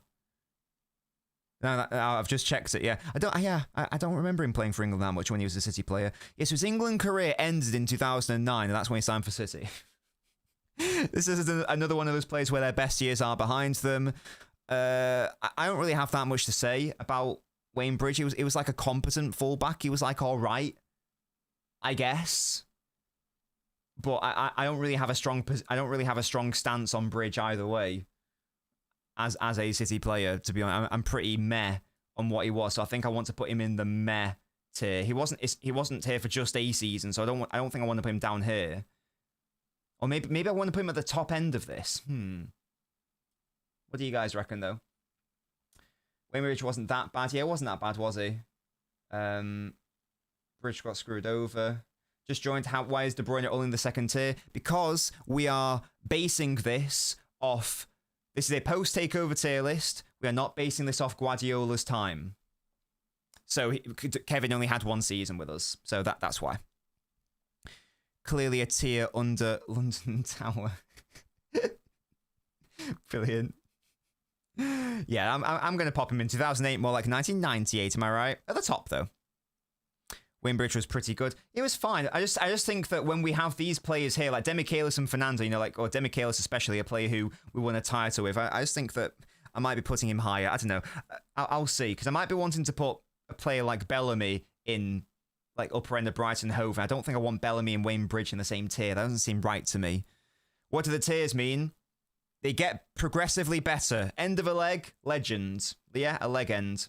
Bald Pride, that means that Guardiola would have been happy signing you. The bald man would have been proud. Brighton Hove, you're mid, because Brighton are 10th in the table. A 2008 signing, more like a 1998 signing, when we're in the 3rd division. Yeah? That's Brighton Hove this time, Ultimate. And we got relegation fodder right at the bottom. These are just the players that Guardiola bought, so we are not judging them. We're not judging them. Who is next? Who is next? Let's do some modern players, shall we? Because this might be interesting. No. I want to save some of those. Adebayor had that legendary moment, of course, mugging off Arsenal fans, which was hilarious. So he probably deserves legendary status for that alone. A bit of a wanker, ultimately. How much did we sign him for? Adebayor. And they're not catching strays, Colin, but they are the definition. They are the definition of a mid-team side. They're the definition of it. So we signed him for... I'm getting the years wrong of when we signed these players. 30 million euros. So he wasn't cheap. He wasn't cheap. He didn't stay long. How much did we sell him for? Because didn't he leave like the season after or the season after that or something? I don't know how much we sold him for. Loan fee to Spurs, 2 million. Is that it? Loan fee to Madrid, 4 million. So we've recouped 6 million. How much did we sell him for? Sold him for 6 million. So we wasted a lot of money on Adebayor, like 18 million euros, which back then was a lot for a player who had one good season for us and then dipped. But there was a very iconic moment in it. I don't feel comfortable putting Adebayor in the same tier as Lescott and Kevin De Bruyne. So I might entertain putting me at the top here, but I really don't. I wouldn't feel comfortable putting him in ball pride because Pep wouldn't have been happy with Adebayor as a signing. So a great moment, and that's pushing him up a little bit, but I'm not going to put him in that second. I'm not going to put him in the top 2. There's no way, unless you guys can convince me. I don't want to do it. Demichelis was good everywhere he played, except when he played for us. Legend for celebrating in front of Arsenal fans who were chanting horrible things about his parents. The way Adebayor dedicated his career to hating Arsenal was crazy. Bro went Spurs, proper hater. Yeah, fair play to him, but just on his City career, he was here for like a year. Don't understand the tier list rankings. It's just top is good, bottom is bad. That's all it is. Love that from you, Mimi. Big up to you. Big up to your mothers. Top is good, bottom is bad. Don't worry about it. Brighton Hove are mid-table. They're mid. Ball Pride. Pep would want you. Legend. End of a leg. We were shit in 1998, so not a good signing for 2008. Relegation fodder speaks for itself. Bald buys. Guardiola purchases. Not applicable. Speaking of bald, let's do a bald player, shall we? Fabian Delph. Fabian Delph would go on to become a Centurion for City. And a very underrated element of that side. However, before that, he had played a season for us. And I can't even remember him playing that season. How many games did he play in the one season that he played before Pep? Would I ever go bald? I don't think I could pull off a bald head, mate. So probably not. He played a decent amount in the Premier League, in fairness. But he at the time he was basically, as I recall, Fabian Delph was basically just a homegrown signing. Because at that point, I mean, that was the same sort of something like Kevin De Bruyne. You got Kevin De Bruyne, you got David Silva, and you got Yaya Toure, and you got Fernandinho. You're not seriously considering playing Delph anywhere in that midfield. So he was just like a vibes homegrown purchase. And under Pep, he became a good player at fullback. So fair play. But I'm not entertaining anything that happened under Guardiola. So 17-18 is irrelevant. This is all about his only season in 15-16. And it's not going to get him into ball pride.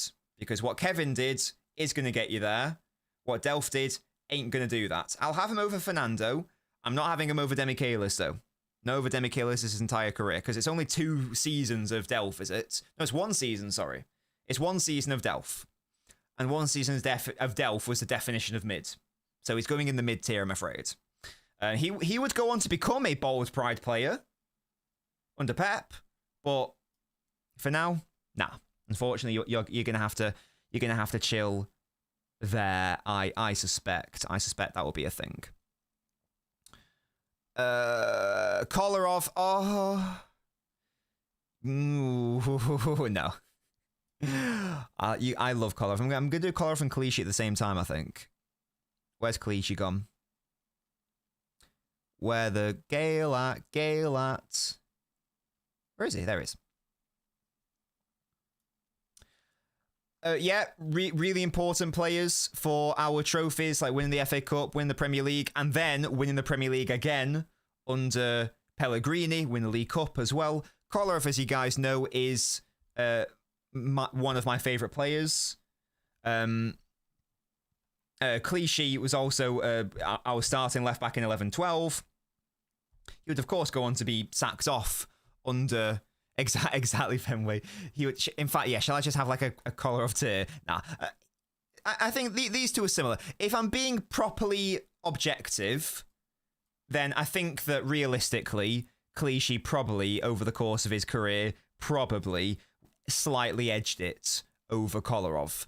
But I am being biased because it's my tier list and I can do what I want. So I am personally going to have Kolarov over Clichy here. But regardless, they're both really good servants for the club.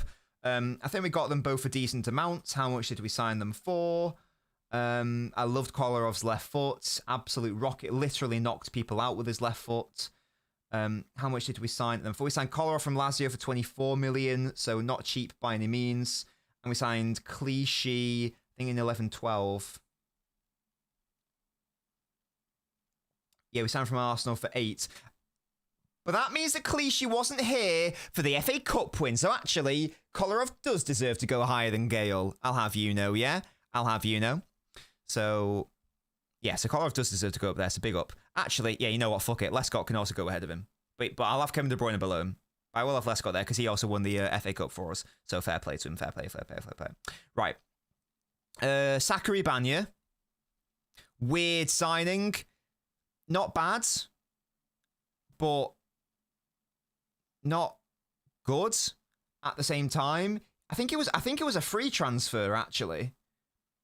And we signed him, I think it was here for 2 years before Pep joined? Question mark? Or was it just 1? Might have just been 1. No, it was 2 before Pep joined, sorry. So he joined us the season after we won the title. Yeah, again, solid. He's solid. All of the players in Brighton and Hove are solid players. There's nothing wrong with them. They did a job. They're fine. They're all good.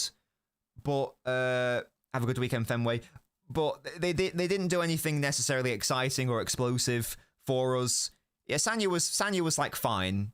He was all right. He was good. There were some games where he was excellently defensively solid. Offered very little going forwards. I think there was like one game where there was like a Chelsea game. Something like that. And he was amazing individually, something like that. So, yeah, he mid. I think that's fine. Around Fernando and Delph, not a problem there. Not a problem there for me, for Sanya. Any other mid players we've got just whilst we are here? I think you could argue that Javi Garcia should also be in here. I'd actually contend that he might even be over here, actually. But he did win a title with us under Pellegrini, and he wasn't a consistent starter, Javi Garcia, but he sometimes started, and he wasn't shit that year, but he was pretty bad generally. He was so slow. He was unbelievable from set pieces. He had an unreal header on him. So bullet header. So fair play to the heading ability. He's definitely going to be worse than Fernando. And I just think that I'm probably going to have him there, personally.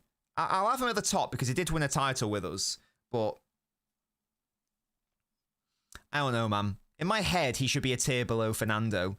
I don't really like the idea of them sharing a tier with one another because he was properly bad sometimes. 2008 is right. Yeah, there we go. And speaking of that, the other player I used was Nigel de Jong. Oh, yes. And he's going in bold pride. And where's he going? Ooh, it's definitely over Kevin. We signed him from Hamburg as well. We signed him fairly early on as well. Exactly, Tahiti, yeah. All of these players were good. On their day, some of these players were unbeatable and unplayable, but when did we sign de Jong? I think we signed him like the first or second season of the Takeover. Didn't we? Yeah, we signed him we signed him in the January after we got taken over. So he was here since 2009. 18 million euros. I can't believe we got rid of him in the season we did. Still don't know what happened there. I don't know if he fell out with Mancini or whatever, but we binned him off to AC Milan the season after we won the title, I think. And we just missed him. I don't get why we got rid of him. He was so good for us. I don't really get that. So, big fan of Nigel de Jong. He collected yellow cards as a hobby. I think he scored like 1 goal as well, so big up to him.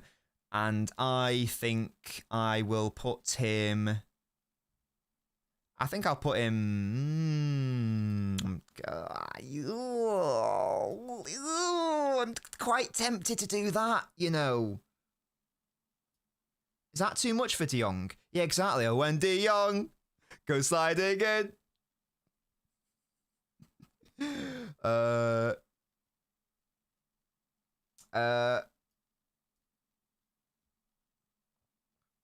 Best sandpaper we ever had. I'm going to do that. I really like de Jong a lot. There's a bit of personal bias going on there. I love Lescott as well. No, okay, I'll be fair. I think it should be Lescott over de Jong. I think it probably should be.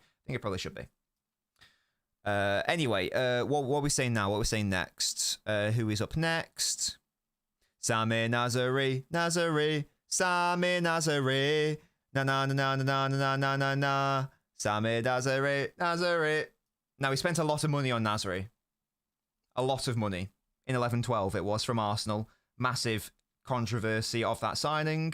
Nearly 30 million euros in 11-12 was a lot of money. It was a lot of money. And by the end of his by the end of his pre-Guardiola career, he was sort of a little bit past it, unfortunately. So how many seasons is that? 11-12, 12-13, 13-14, 14-15, 15-16.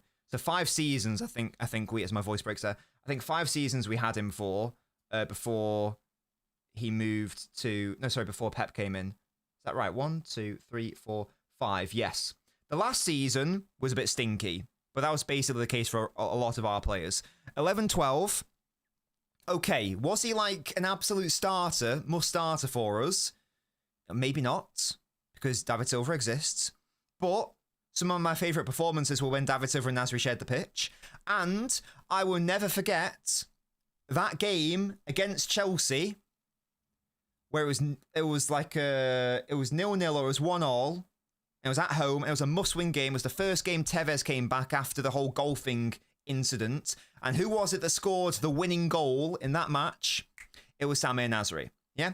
And who was it who scored that screamer in the League Cup final to take it to 2-1 and ultimately win us the game? It was Samir Nasri. And also really important for us in the 13-14 season. Samir Nasri. So great 11-12, 12-13, whatever. 13-14 was great. 14-15 was fine. 15-16 a bit stinky. But he's going in bold pride. Like he doesn't get to go in there.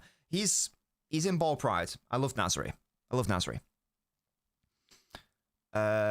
Yeah. Oh yeah. Nasri, yeah. Nasri in his prime under Guardiola would have been gorgeous. My goat Pep would have loved him. Yeah, definitely. I love Nasri. He was so much fun. Sammy Nazari, Nazari, Sammy Nazari. Right. I'm gonna. I keep saying I need to speed through some of these. Right. Okay. I know I said I wasn't going to do off-pitch stuff, but I'm going to do some off-pitch stuff there. Sorry, guys. You can't do what you do and not get put in the bottom tier. We're just going to blaze past those guys. We're just going to blaze past those guys. In fact, I actually think that you've also caught a charge, so you can go in there as well. Let's just skip past those. Edin Dzeko. Oh, whoa. Edin Dzeko. Oh, whoa.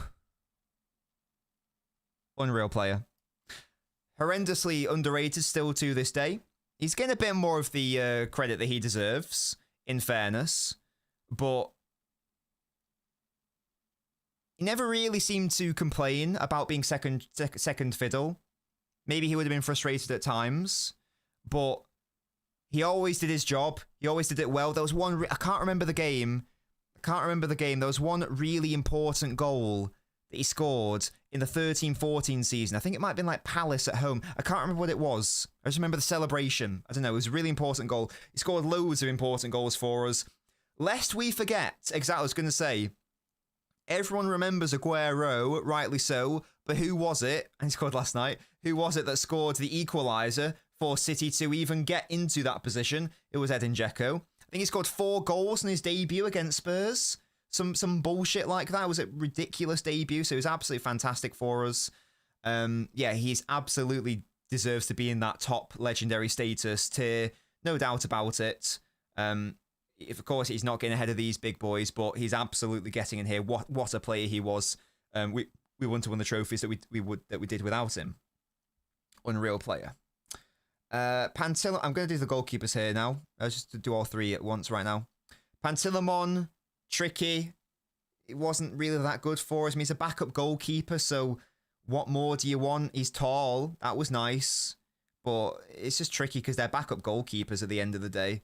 So, and he didn't even win us. He didn't even play in the FA Cup final against Wigan. It was actually Joe Hart who played that day. So yeah, just whatever. Unfortunately, that is a whatever signing. Caballero was actually really good in the League Cup final, so he gets to go up here for those heroics. I'm going to put him at the top of that tier, so big up to him for that. Romanian Donnarumma is crazy work. He was like amazing for us in the League Cup final against Liverpool on penalty, so he does deserve to go at the top part of that tier. But at the end of the day, he's a backup goalkeeper, so he's not going to be that high, in fairness. And sometimes Pep used him as first choice, I think. Was that right? And there was that whole to do with Pellegrini, do I play Hart or Caballero? And obviously Hart won that battle, but still. Shay Given, good little player. Again, decent player. He's probably going to go here. I reckon I did like Shay. I like Shay. I'm going to pop him there. I like Shay. Yeah, good player was Given. Good player. Doesn't deserve to go into ball pride, but he was a good player, I think, Shay Given. Yeah, Brighton Hove, I agree. I liked Shay. Actually, I've been a bit harsh there. I'm going to pop him up there. I'm just going to put Willie high because he won a cup for us. But I do like Shay.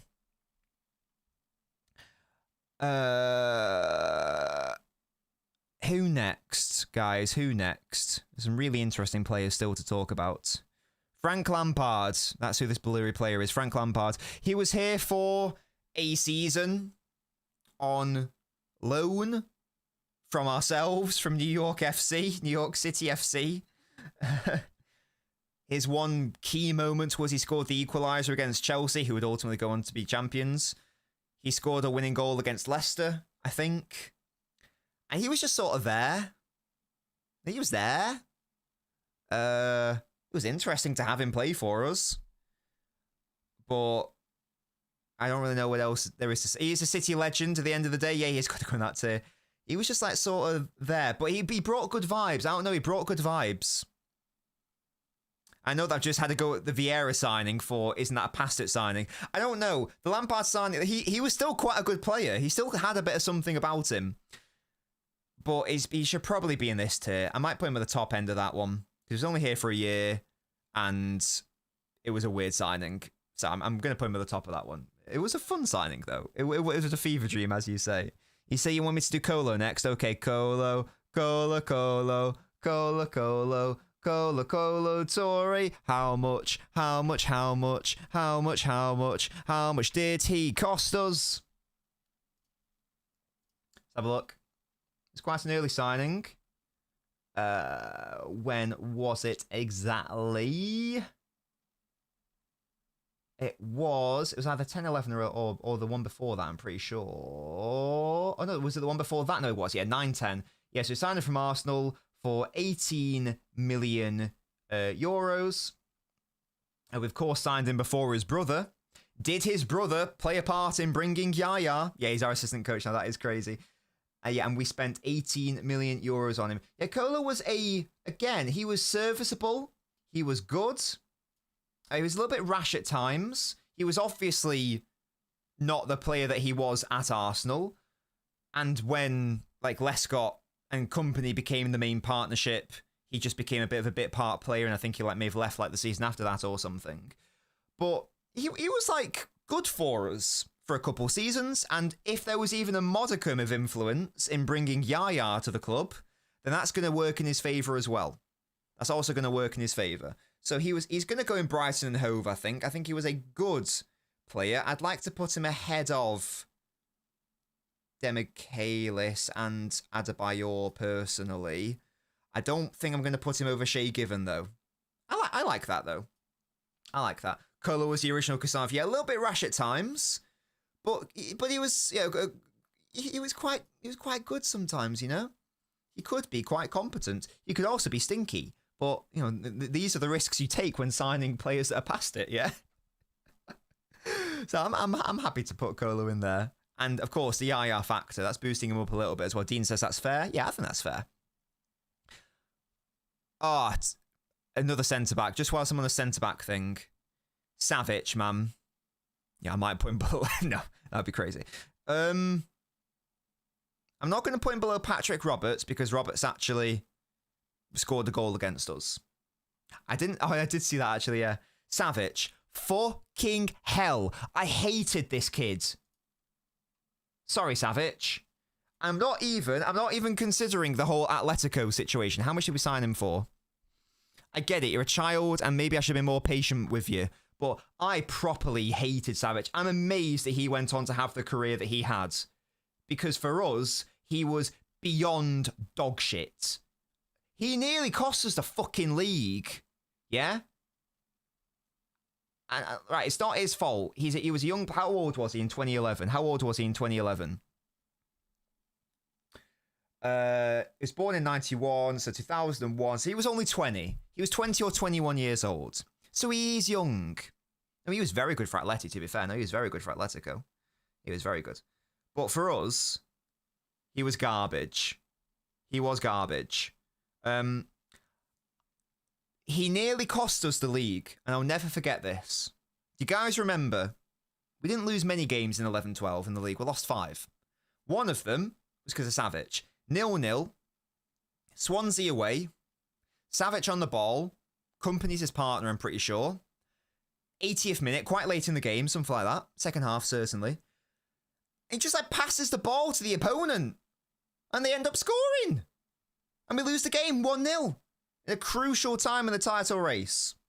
So he nearly cost us the league there. So you can go right near the bottom. Right near the bottom, Savic. I don't care if you were young. You can't make that error in the 11-12 season. And I always lost faith in him. I was like, look, I'm all for playing the youth and all that stuff, but he's just clearly garbage. You can't do it. So sack him off. Nah. Fair play to him. He had a great career after playing for Atletico. He was also a twat to us playing for us. But even just analysing his City stint, you're going in there, mate. Right, Rodwell. Why did we sign you, mate? I actually do not know. I actually don't know why we signed Jack Rodwell. And I don't think he was cheap. I don't think Rodwell was cheap. We signed him the year after we won the title. Why did we sign him? Does anyone actually... Did that ever get revealed? Why do we have like the worst summer ever after we won the title? We signed Garcia, Nastasic, Rodwell, Scott Sinclair, and Maicon, whilst losing Balotelli, Johnson, Adebayor, and De Jong. Well, Adebayor was already gone, but you know what I mean? What sort of transfer policy was that? I mean, that must have been... When did FFP come into play? That must have been because of FFP restrictions. If FFP was still was a thing, I think it was by 2012. Because that is not that's not a side which wants to win the title the next season. Those are signings that say we don't actually care. Surely, United went and signed Robin van Persie. He was always getting injured, absolutely. We signed him for 15 million euros, which wasn't cheap back then, and he was just dog shit. I think he had one good game for us at the end of that season, and he scored a brace against Hull, something like that. And I know we were only looking at the City side of things, but then he was a wanker for Sunderland as well, holding them to ransom. So he's going in relegation fodder. He was absolute garbage. So bad. Rodwell was Mancini's favourite son. Rodwell was the original Phillips. That's a great shout. Yeah. Rodwell, potential always getting injured. Yep. Signing English players just because there's a bit of hype is peak Pep, pre-Pep City, says Dean. Yeah, he's definitely getting in relegation fodder. Oh, my word. No offence to any of these players, but some of them were properly shit. Properly shit. I remember when we signed him, I thought that he was Seamus Coleman. Because it was an Everton player, and he was young. I think Coleman was quite young at that point. I was like, oh my god, Coleman, the right back, he's really good. That's a great signing. I was like, who's Jack Rodwell? What? Who? What? I hadn't even heard of him. And that was when I was watching like every single game of football. That was when I could like basically list you every single player of every single squad. Like I was like, I was locked in to every single game back then. But I have no idea who he was. Hello, Yanko, how are you? Really, Fireborn, jeez, we were just spamming it. Let's do another player from that window. Another dusty, I don't know why the hell we signed him. Scott Sinclair. Only 8 million euros from Swansea. He was a good little player. A good little player for Brandon Barker, yeah, poor guy. He was a good little player for us. But did he even play like a Premier League game? A good little player for Swansea. Did he ever play for us? I think he played like a cup game or something. Because I remember being at the Etihad. Yeah, he had like one decent. His FIFA 12 card. He was one of those silvers. You had Dyer and Sinclair. Went for so much money. He had an amazing FIFA card. He had a good first year, and then we ended up signing him. Well, he played 11 games in the Premier League. I can't remember any of those. I'll be so honest with you. I can't remember any of them. I think we shipped him off on loan immediately after. Something like that. I don't know exactly what happened, but yeah, he just, just a nothing situation. Yeah, we sent him out on loan the season after where we ended up winning the title to West Brom. Weird signing. Nothing player. Was that just for a homegrown situation? I don't know. Again, relegation fodder. He's going to go below Rodwell because at least Rodwell scored some goals for us. I think that might be right, Fireborn. I think like these players like Rodwell, your Rodwells, your Sinclairs, they may have been because of the homegrown situation because we were in a different era. Yes, Colum, yes. I did go to Main Road, absolutely. Nana Nobbins took me. It was 0-0. 0-0. Nolito's a Guardiola signing, Nintendo. So he's here because Pep signed him. We have to address. Do we have to, Fireborn? Do we have to? Do we really have to? Sorry, was it Norwich? Yeah, I thought it was Hull. Yeah, you're right. Yeah. I think we lost that game anyway. I think he scored 2 goals. Okay. God, we got some proper players to talk about here still. Gareth Barry. I think. Oh, I'm quite tempted to put Barry up there. It's either here or here. This is the lowest I'm willing to put Gareth Barry, but he might be up here, because he was properly excellent for us. I don't know how much he cost us. Unfortunately, he wasn't here for 13-14. When did we sign him? Signed him in 2009-10 season. Yeah, so 14 million euros. Decent amount. Yeah, so we've had him long. We had him longer than Barry. Sorry, longer than Milner. So he was here for how many? 1, 2, 3, 4. Gosh, was he only here for 4 seasons? Gosh, it seems like Barry was here longer than 4 seasons.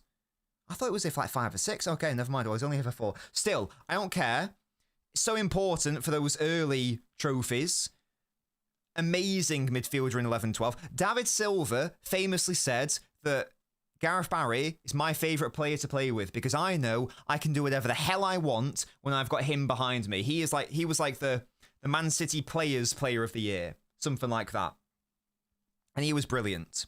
I like Barry a lot. I'm putting him in there in the highest tier. Maybe I shouldn't because he was only here for 4 years, but I'm having him in there. I always say, when you talk about underrated players, Barry's always the name that gets brought up because he was so good. He had a bit of a rocket of a left foot on him as well sometimes, you know. Didn't always score a lot of goals, but when he did, oh, you knew he bloody scored one. Oh, I don't want to talk about Boney. Let's do another Englishman, Milner.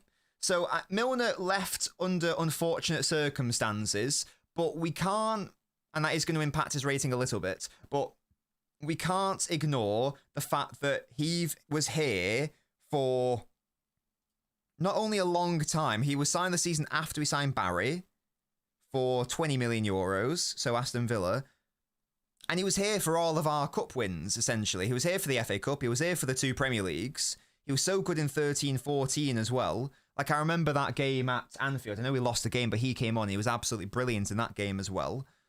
And I know he left under not nice circumstances going to Liverpool. We played him more in midfield. And then he left anyway. But he was a good little dependable utility player. I think he played like everywhere for us. Yeah, he played at fullback. He played in defensive midfield, central midfield, attacker midfield. He played out on the wings. I think he played a striker sometimes as well, like in some Champions League games. So I think he's got to go in bold pride, and I'm not going to have him over Nasri, but I think that's a good position for James. I think that's a good position for him. If the whole leaving the club badly thing didn't happen, he might go into end of a leg, but ultimately it did. So just like utility alone, he's got to go very high. So yeah, big up to Milner. He of course hated Man United as well because he came from Leeds. Right, we're in the last row, guys. I appreciate this stream's been a bit longer than usual, so thank you for sticking with me. See, this should have probably taken up a whole stream rather than just 30 minutes. Yeah, exactly, Jambu, exactly. Who next? I'm gonna go. We've got Roque Santa Cruz, Jovetic. We've got a lot of strikers here. Let's do some strikers. Let's do Jovetic. Unfortunately, it never really happened for Jovetic. I was really excited by the signing. And because, again, I was so locked in, I actually did study Fiorentina a little bit because I was so excited at the signing.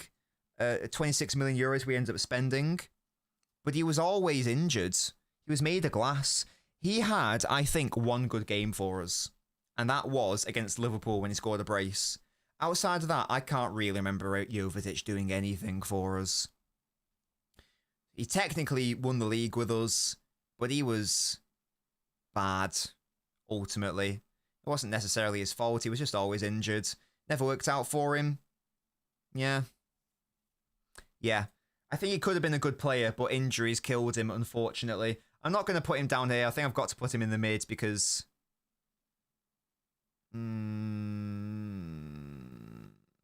Yeah, I'll put him down there. Your score versus Spurs. Yeah, I'll put him down here. It's a shame. It's a shame. What could have been but for injuries? Yeah. A fit Jovetic, I'm sure, Fireborn, yeah. He was very skillful. And the other striker that we signed that season, because I was way more impressed with the idea of Jovetic. I thought it was going to be Aguero-Jovetic as the main strike partnership. As it turned out, Negredo comes in. Okay. He was here for a season. And then we got fucked because City did a naughty and UEFA gave us a smaller squad for the Champions League and Negredo wasn't included, so we had to get rid of him. But for the one season that he was here, and I'm pretty sure it was just one season. and then we moved him on to Sevilla or whatever. Is that right? Or have I made that up? Was he here for 2? No, sorry, was it Valencia? I thought it was Sevilla. My bad. Yeah, we had to get him on loan. Sell him on loan. So yeah, so 25 million. So it actually cost about the same as Jovetic, in fairness. Oh my god, he was good. It was Valencia. Yeah, that first half of the season. I remember distinctly watching games and Sky or whoever had the games at the time, they were putting up like players to score most goals in their debut season. And this guy was like matching Van Nistelrooy at times. That's how good he was in those first few months in his City career. I can't remember the opponent. Fernandinho played a through ball into Aguero and Negredo did a little dummy. He just like walked past it. It was the coldest goal I've ever seen. It was an unbelievable dummy. It was fantastic. He was called Beast for a reason. We loved him. And he got an injury in like the League Cup semi-final or something. Again, I think it was against West Ham maybe. I think he scored a load of goals and then got injured. And then he was never the same player again. Unfortunately. But just for that alone, he's going into bald pride. I will put him at the bottom because it was only a season and really then... It was only half a season. Yeah, the fall was very upsetting, but there we go. Big up to Negredo. Beast! I remember being at the Etihad, like, you know, the trophy parades, and they gave him the mic, and he did Beast. It was so good. Negredo regretted leaving us. I'm sure. I think that we basically forced him out because we had to because of squad restrictions, if memory serves. So that's a shame. But yeah, big up to Negredo. Absolutely loved him. In a two striker period as well. Another striker. Let's talk about Balotelli. Oh, Balotelli. He's a striker. He's good at darts. Analogy to grasp, but when he plays, he's fucking class. Oh, he's going to be quite high. He actually wasn't here for us that long, but he was such a cult hero, man. He was such a cult hero. When did we sign him exactly? It was the year we won the FA Cup, signed for €30 million, so not cheap at all from Inter. And he was only here for 3 seasons or 2.5 seasons, maybe. He was only here for 2.5 seasons. We sent him, we sold him to AC Milan because he and Mancini had a bit of a to-do. He did have the most important assist ever, absolutely, to that Aguero moment. That shoulder goal that he scored against Norwich, absolutely unbelievable. A maniac, a mentalist. Of course, he never, ever achieved his potential. His attitude just wasn't there. But he had all the talent in the world, and he was so fun. And he was my Nana's favourite player when he was here. I think Nana Nobbins fancied him, to be honest. Yeah, the why always me moment to get at Old Trafford in that 6-1. So he's got to be in bold pride based on that. I'm not going to have him. I don't think I'm going to have him over any of these players, though, just because of their longevity. And Balotelli was here for just 2.5 seasons. And realistically, he was only good for like 1.5 seasons. But cult hero status, some legendary moments. Of course, there was the falling out, so we have to judge that accordingly. But yeah, there we go. Final few. Let's see if we can. I keep saying let's see if we can do rapid fire, but then I keep talking about them for so long. Fucking Boney, man. I don't want to talk about Boney. Otamendi is going to be in bold pride because he was a bit hit and miss, but when he hit, it was absolutely insane. Actually, no, wait. He actually had his best seasons under Pep, didn't he? Actually, wait. Let me get this right. I think he actually had his best season under Pep when he got into Player of the Year. Yeah, he was only here for a season before Pep. I'm getting my timings wrong. Yeah, he was only here. He was only here for a season, and he was fine in that season. But he was only fine. So based on the time he was at City, I'm actually going to put him. I'm going to put him next to Demichelis. To be fair, I'm actually going to put him below Demichelis. He was only here for a year. So there we go. Why are we avoiding Boney? Fine, we'll do Boney then, for God's sake. Right. This is one of the worst signings ever, man. We're talking about Wilfred Boney now. This is literally one of the worst signings in City's history. Genuinely. It's so bad. It's so bad. This window, Mangala, Boney, Fernando, is terrible. 32.3 million euros for Boney. Truth isn't sure. What was the ROI on that shit? How many goals did he end up scoring for us? He was so dog shit, man. I didn't get why we signed him. And even when we signed him, I was like, why have we brought in this player? He's shit. Boney is shit. Why are we signing him? He was like a fine player for Swansea. Oh, wow, guys. He scored 6 Premier League goals for us in 36 games across 2 seasons. That's insane. Jesus. He was part of that Swansea squad, which was actually quite good in around 2013, whenever it was. He's so bad. He cost us a lot of money. There was no return on investment for that.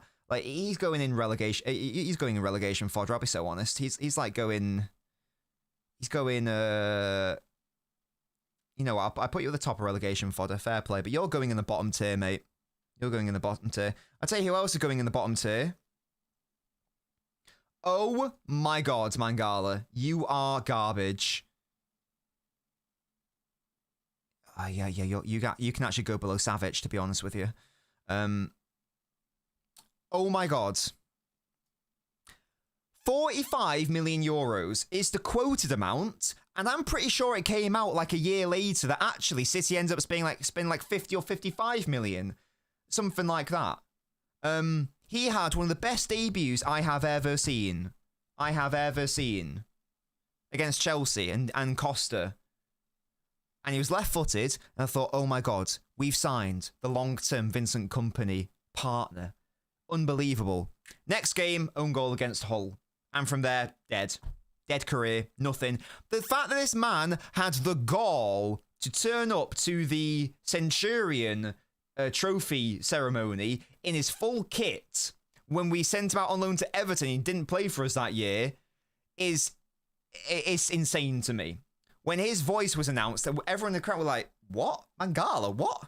So he's going at the bottom, yeah? Awful from the financial situation. Exactly, true citizen. One of the worst financial signings ever. I think it might have been a record defensive deal or something like that. Garbage. Absolutely garbage. You are actually below Savage. You are actually below Savage. So you so bad. I don't know what happened there because he should have been good. He was tall. He was strong. He was good in the air. He was clearly good 1v1 when he wanted to be, but then he just absolutely went to bed. Went to shit, sorry. Shit hit the fan. I think the final defender here is Nastasic. Really tricky one to judge.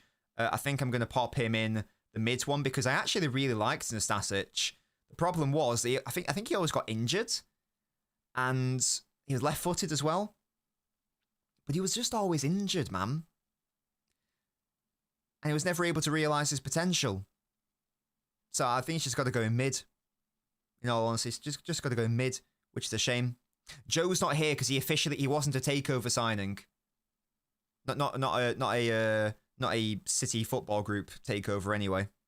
So it's a shame for Nastasic. I really rated Nastasic. I thought, I fell for it. I thought it was going to be like the next Vidic. Didn't happen for him, unfortunately. Fernandinho.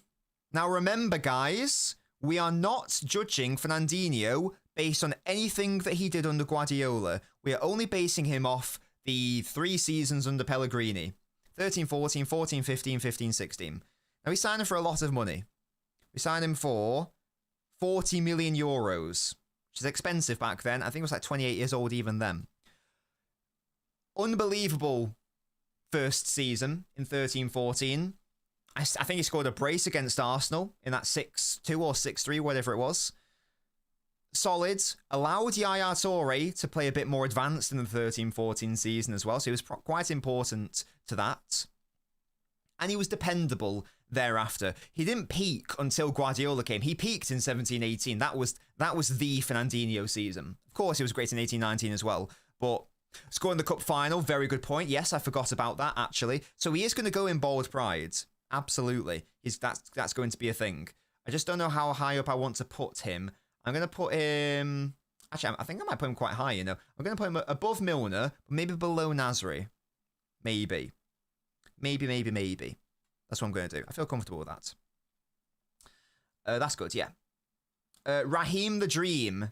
Now.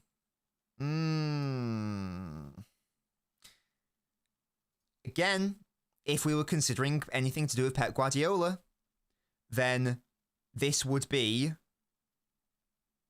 a slam dunk getting end of a leg, obviously, or top tier bald pride.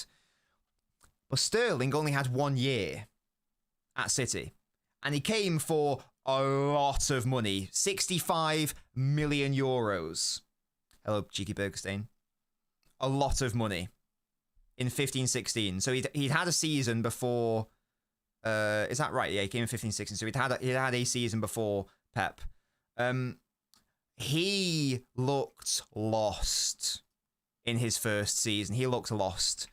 He had some good moments, but it wasn't. He clearly wasn't the player that we had signed from Liverpool in that first season anyway. Because I was basically expecting the player that was amazing in 13-14 or whatever, and I guess also 13-14 and a bit of 14-15. He struggled for us though, in all honesty. It wasn't like shit. It wasn't shit, but he wasn't good either. So I think he's got to go. I'm just going to move Jovetic down here. I think that. Oh, that's way too low. Sorry. I think that he probably does deserve to go. Where's Raheem gone? Where's Raheem the Dream? Where is he? I've lost him. Sterling! Where are you? There he is. No, that's Fernandinho. Where is he? There he is. I'm going to put him in the mid. TBH. It's a tricky one. And it's tricky to judge these players who only had 1 season. I'm going to put them here. I reckon. I might have bottomed it slightly higher. There we go. I think that's fair. Because you're basing him off that 1 season. You're judging him off that 1 season, and he was kind of mid in that season. So there we go. There we go. I think that's pretty chill. Okay, the final 4. Roque Santa Cruz, guys. I mean, it's got to be here, right? Surely. These are the investments from the past. From the past. Look. He was fun. He was interesting. He had a great name. He had a great track record. But if we're being honest, he was here for a season. And it was like the most vibe season I've ever seen. So, wait, he's still playing? No way he's still playing. Oh my God, he is. He's playing for Nacional in Paraguay. That's amazing. He played 1 game in 2026. Fair play to him. That's insane. But yeah, he was clearly past it. Excuse me, by the time he came to us, searching for a Premier League player anyway. Signed him on FM. That's so funny. Santa Cruz only performed for Mark Hughes, including Blackburn's as Fireborn. So, I mean, a bit of like cult hero status to a degree. But if I'm being honest, if I'm trying to be fair here, I am going to put him in that tier. I don't think that I'd be comfortable putting him in the same tier as some of these players who either had just like a struggling first season, but still there was an idea there, or did quite well for us. I think that I'm going to pop him there personally. It's a tricky one. It's a tricky one to judge. Santa Claus. Oh gosh. So yeah, that's a tricky one for him. Last 3 guys. Craig Bellamy. I think these 3 are going to be quite controversial. Craig Bellamy. I still remember that goal at Old Trafford. Brilliant, where we got robbed. Excellent work there. He's sort of like a Milner in that he left under very weird circumstances to Liverpool as well. In the very short time he was here, for like a season and a half or 2 seasons, however long it was, he was actually really good. But he was also a bit of a twat. And here's some insider knowledge. Mrs. Nobbins' granddad is an autograph collector, and he, of course, is a City fan, and would always ask City players, "Can I have your autograph?" He always said Bellamy was a bit weird about giving autographs. He apparently was a bit funny with them. Everyone else normally really nice. Of course, you can have one. Thank you for coming. Do you want a photo? Do you want an autograph? Blah, blah, blah, blah, blah.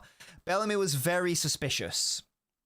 And in fairness to him, I guess it's more prevalent nowadays, but I think he was concerned that he was going to take the signature and then sell it on. So he would always, normally a player would just sign their name signature. And I know this is true because I've seen the signature. On every single one of Bellamy's photos, it says Craig Bellamy to granddad of Mrs. Nobbins, and he would actually say like the name, so specifying the name of the person it's to, which I guess makes sense because now he can't put it on eBay. But he was always just a bit funny about that. Just an FYI about Bellamy as a person. There, as you say, very hot-headed, terrier mentality, very interesting gait. How much did we sign him for? 15 million euros. That no, Colum, he didn't. That's that'd be grandfather-in-law Colum. Yeah, grandfather-in-law Nobbins. Yeah. So and then yeah, I'm sure he scored quite a lot of goals for us. Yeah, it could be. We signed him partway through a year. So yeah. So sorry, I am misremembering. So he had one full season with us. He got 11 goals and 9 assists. I didn't realise he got that many assists. I knew he scored a fair few goals for us. And then he ultimately moved to Liverpool. Oh, sorry, it's Cardiff first. I thought he went straight to Liverpool. My bad. Yeah. Bellamy's a weird one. Where are we ranking Craig? Based on that. He was here for basically a season, but it was a very good season. I mean, is it like... It's either the bottom here or top here, just based on that alone. Surely, what do you guys reckon? Oh, help me out with Craig. What we're saying for Craig Bellamy. Bellamy looks like a nightclub bouncer. Brilliant. Scored a screamer against United. Big him up. Yes, absolutely. He was fun on the field. Oh no, he was absolutely. Mandela effect. I felt like he ran quicker than Bolt. It would be funny if he becomes manager. He comes back, says Dean. Craig got solid, strong presence, same like Tevez when opposition put tackles on, then they keep on going, stand strong. Yeah, he was a stocky lad. Bottom of mid. Bottom of mid. Do you think so? That seems harsh. Oh, I'll put him in mid, but I think I want to put him relatively high in mid, to be honest. Okay. Maybe I'll put him there. Maybe I'll put him there. I'll put him ahead of Adebayo, but below Colo. Jesus Navas was part of the Pellegrini side that... Yeah, I tell you what, yeah, pop him there. Part of the Pellegrini side that won the Premier League, and he was good that season. Probably his only good season, though. He also won the World Cup. It was one of your favourite players. He also scored in the League Cup final. Yeah, he scored in the League Cup final. The third goal, I think it was, to ultimately kill the game. I was never the biggest fan of Navas because he was way too predictable. His strategy was run. He was the definition of a traditional winger. It was run to the byline, cross. Run to the byline, cross. There's nothing wrong with that, but he was very predictable. And as I say, it just became very one-dimensional. So I like rate what he did. I'm just going to see how many assists he got for us in that 13-14 season. I'm interested. How much should we sign him for as well? Decent at right back. Yeah, he didn't play right back for us, but yeah, with Sevilla. We signed him for 20 million euros. Not too much, in fairness. He was a good player.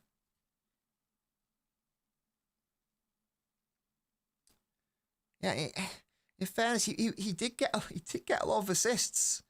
In fairness,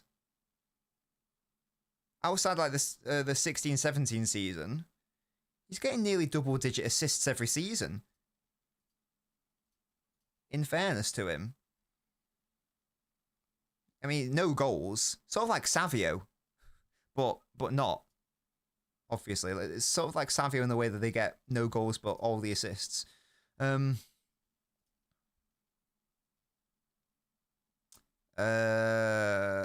scored twice past the 13-14 season. Jesus. Better suited for a fullback, which will happen at Sevilla. Yeah. He was look, he was quick. He was a quick boy. I don't think I want to put him in bold pride. Yeah, where is the question, says Dean. I think I'm going to put him near the top, though. That's true, says Sharp. I think I'll put him near the top. I think that's fair. Maybe, no, I'll put him ahead of Bellamy. Just because he was here for a bit longer. I'm going to put him there. I think that's fair. You went him below Colo. I was going to put him quite high. Even though I'm not the biggest fan, he did still win trophies with us, and he was quite important for those trophies. I'm going to pop him there. Last one. I do need to head off since I've been here for so long. Carlos Tevez, guys. Last one. Where is this guy going? Because he was like our captain for a time, and we won the FA Cup with him, and we won the Premier League with him. How much did he cost? And he came to us at a time where we weren't that good, and obviously just been at Man United. 30 million euros. So expensive, but he was part of that first era. But he was also a fucking wanker. And he refused to come off the bench for Mancini against Bayern Munich. And he missed like 2/3 of that 11-12 season. And then he left in really bad circumstances in 12-13. To, I can't remember where he went. Juventus, was it? I can't remember exactly where it was. There. So I can't put him in there. I can't put him in that top tier because his attitude doesn't deserve it, and the whole 11-12 season doesn't deserve it either. He came back and helped us win the game against Chelsea, and his link up with Norwich was amazing. We only had like 3 months of Tevez and Aguero playing with each other because of Aguero's injuries and then Tevez's attitude. So we were denied an amazing partnership. So I'm putting him in bold pride, but the attitude has got to come into question here. Yeah, I'm going to put him there. I can't deny what he did for us. FA Cup win when he was our captain. 11-12 season. Came back and was great, but he was a wanker. He was good in 12-13, but we didn't do anything that year. He was an amazing goal scorer, of course. But he's going in bold pride because he let himself down a little bit. He did let himself down a little bit. Guys, that was the stream. That's the tier list in sum. I'm very happy with that, in all honesty. I'm very happy with that. I don't think there's too many crazy controversial takes there, but that is the post-takeover, pre-Guardiola tier list. International break is well and truly here. Thank you so much for watching. Really hope you enjoyed it. Like the video. If you want to go the extra mile, consider supporting the channel by becoming a YouTube member. The link is there for you. There will be no streams this weekend because I'll be fucked if I'm doing any international football. I might try to do some member exclusive videos this weekend. So if you would like to be a member and get that access to that content, click that link. It costs £3 a month. Thank you so much for watching. The next stream will not be until next week. Have a beautiful weekend, everyone, and I'll catch you all next time. Goodbye, guys.